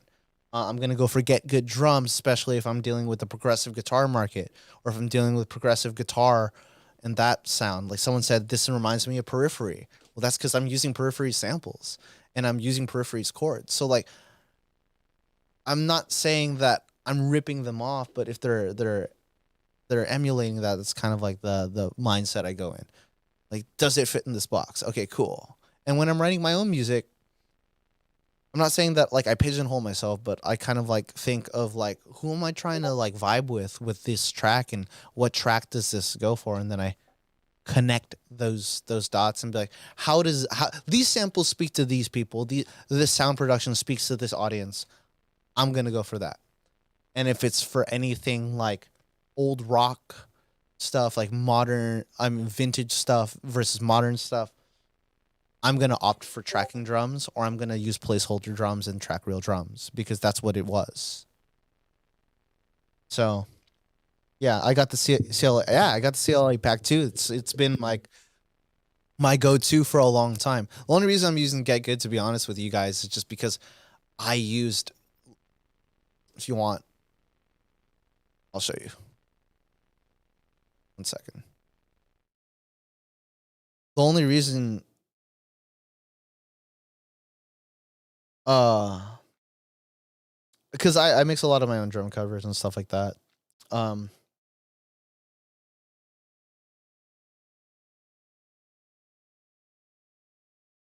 and I feel like the CLA pack for pop and rock is like where it's at. I'm gonna mute the track that this was on, but if you want me to dive into this isn't drum mapping, but this is like sample choice, so it's kind of like relevant to each other. Um, so for like my samples and stuff, I'm like I've been using like the same like kick 10 for like the last like multiple years. So like I've just been using kick 10 with like one of my other friends' samples that has a little bit more click, and then that's just been like the heart of my that's my raw kick, and it's like my actual like with the kick trigger. And then with the snare, it's been the same thing, like using the kick trigger.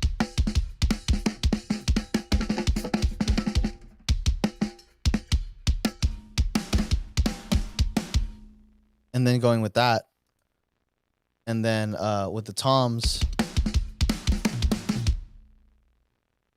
I've been using the same like toms, like slate toms. So that's just why I'm moving away from it. Essentially just because I felt like I need to grow away from those samples. I really like the Neil Peart preset pack for IK Multimedia that sampled all of his drums from the anniversary kit. Yeah, he's a legend. I was just watching his videos today. So it makes me really appreciate like that type of drumming and that type of voicing. I really think his like toms really sound unique for his kit. I really want to try those out. But yeah, I hope that answered everyone's questions. I believe that I went through most of them. But yeah. If you guys have any more questions, I can answer that. I'm gonna be building the MIDI pack after today, and then hopefully I can get that up tonight. Stay on the lookout tomorrow. We're releasing a cool video. I'm playing drums on it, so produce like a pros, dropping a cool video, and I'm stoked on it. Um, yeah. If you guys have any questions, I'd love to answer them before I dip. But if you guys don't,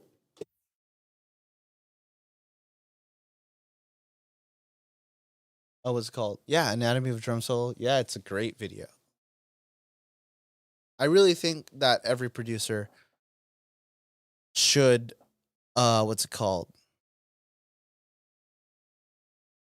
I think that every producer should like invest their mind in some type of drumming because it's really hard to get a grasp on a pacing of a song without understanding like the drums functions musically and what it does to your what it does to your track.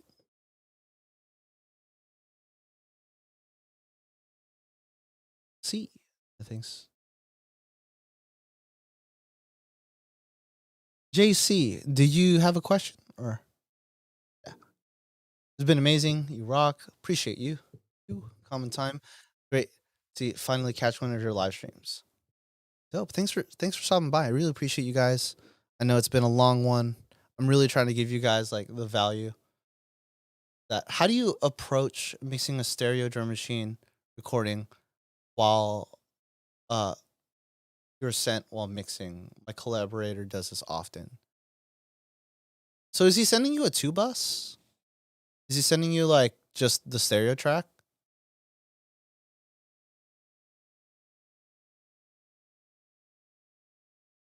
So um if you can ask for them separated, if they're only mono, just know that kick and snare fall in the center, like all the time, no matter what. It's weird. I've heard like other productions where kick and snare don't fall center like a while ago, but I feel like that's just like they were just mixing stuff like non just to be creative, and I just don't feel like it works well for phase relationship or just like really the most amount of body. So like kick and snare, no matter what it is, like a trap snare, a rolling 808, like a 909 snare or any of that stuff, straight down the middle, like kick and snare. And then if you want to excite the highs, the high end information, you could do like a trick like,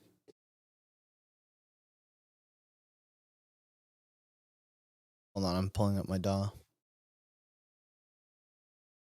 It's strange that's like what your collaborator does. I'm not saying that, no shame on him.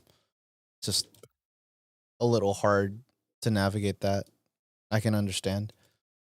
So what I would do actually, I don't even know if this is like the best thing to do, but I just know that kick and snare relationship is just important because for like that bass information. So like what I would try to do is I try to isolate those frequencies by like pulling up an EQ, and then like the thing that really you need a real spread from is like, so you can see like where your snare lands. So that's where the snare's body is, right? Like you can see that little transient peak at like 300. So what I do is I try to like just do some type of, I almost said piecewise function like I was in algebra again. But and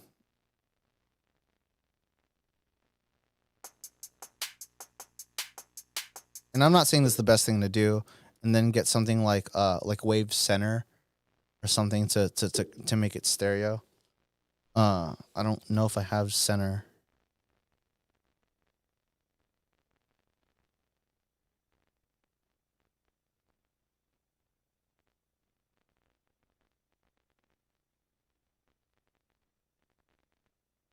Like using a stereo imager, like I don't know if I even have S1. Yes, I do. So happy.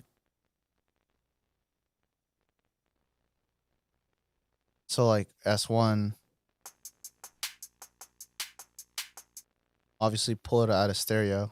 I'm gonna bounce this in mono just to show you what I'm talking about.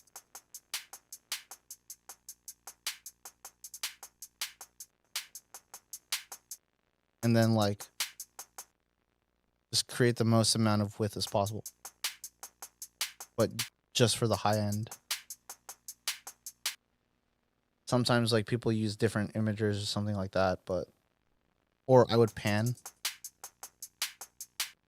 Come on. It's just like this is a stereo.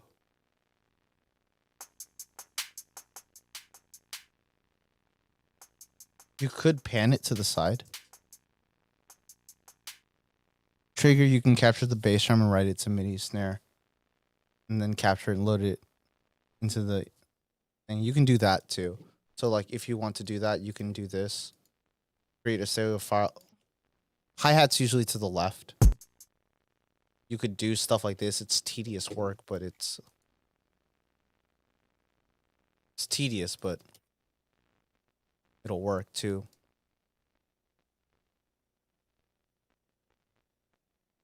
You could like, this is just why your homie should just send it to you.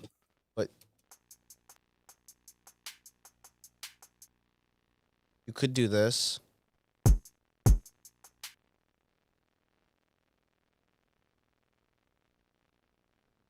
But then it just kind of like gets really silly. And separate them out. And then one is mono, one is not. Obviously my idea isn't like 100% working here because I don't have I've never had like I don't have wave center, but if you have like wave center or something like that that can create stereo imaging out of like a mono file, that's a cool way to do it too. Or yeah, you could write the bass drum to MIDI. Trigger, you can do that. Studio One, for me, if I press Q, I get the MIDI information as well. So I can just drag that into separate files. But yeah, that's like kind of how I would do it. I just don't know why your homie's not sending him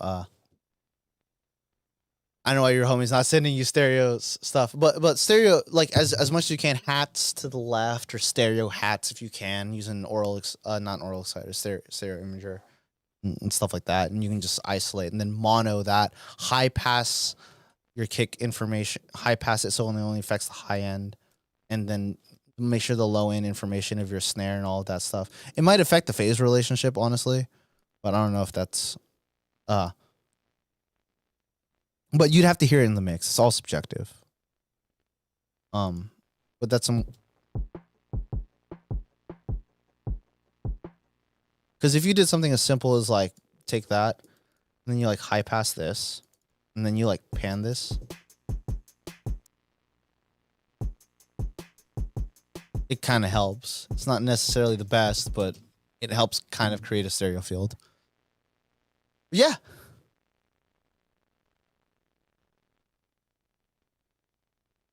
If you could have him just send you just a kick and snare, and then send you the overhead separately, that's another way to do it too. I know it's another step to the process, but if he just sent you the kick and snare separately, and then sent you the bus of the overheads, that also helps.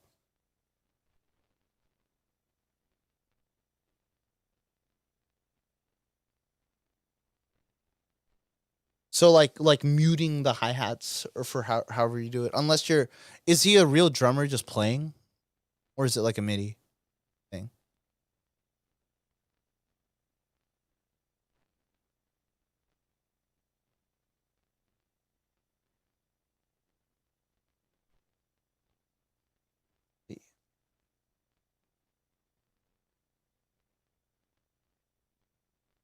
All right, guys. Oh no, electronic instruments. So if it's electronic instruments, you should be able to just mute the overheads somewhere on the machine. Like just delete them from the sequencer, and then send you that, and then send you the sequenced overhead. That should help out. That's what I would do. I would just ask for them separately. I know that it's hard to get the groove of it, but like just map them separately, or just process them separately and send it to you independently, if that's even possible. I know that I have like a, oh my gosh, it's the green Roland sequencer my friend has, and then he sends me stuff from there, and then I just kind of like go like, hey, can you give me the hats? Can you give me the kick? Give me the snare? And then I think they like record it like and pass it through one by one. It's a tedious process, but that's what I've had to do. I think they're using a sequencer. That's why that's challenging. From my understanding, it seems like if it's all printed together, it's like a sequencer sending like a two bus out, something like that. Yeah, TR-808. Yeah, yeah, that makes sense. All right, guys. Well, everyone, hope you had a good time hanging out. I hope you had hope you learned something. I know I'm a little ADHD all over the place, but I really do hope that this gave you some type of idea of like the drums, the fundamentals of drums, an idea of rudiments. I could be here all day talking about each one of these specific topics, and it's really difficult. But it's just stuff that I've like shared, taught my friends and stuff like that. But I really hope you had a good time. I hope you enjoyed this stream. I hope you guys hang out and watch future streams. We're gonna have a bunch of cool stuff going on. And honestly, there's a cool video coming out tomorrow. I'm stoked for that, so please stay tuned for that. Please share it. And you know where to find me. I'll be in the Facebook group. All right. Shout out to y'all. Love y'all. Take it easy. And I enjoyed hanging out. Bye.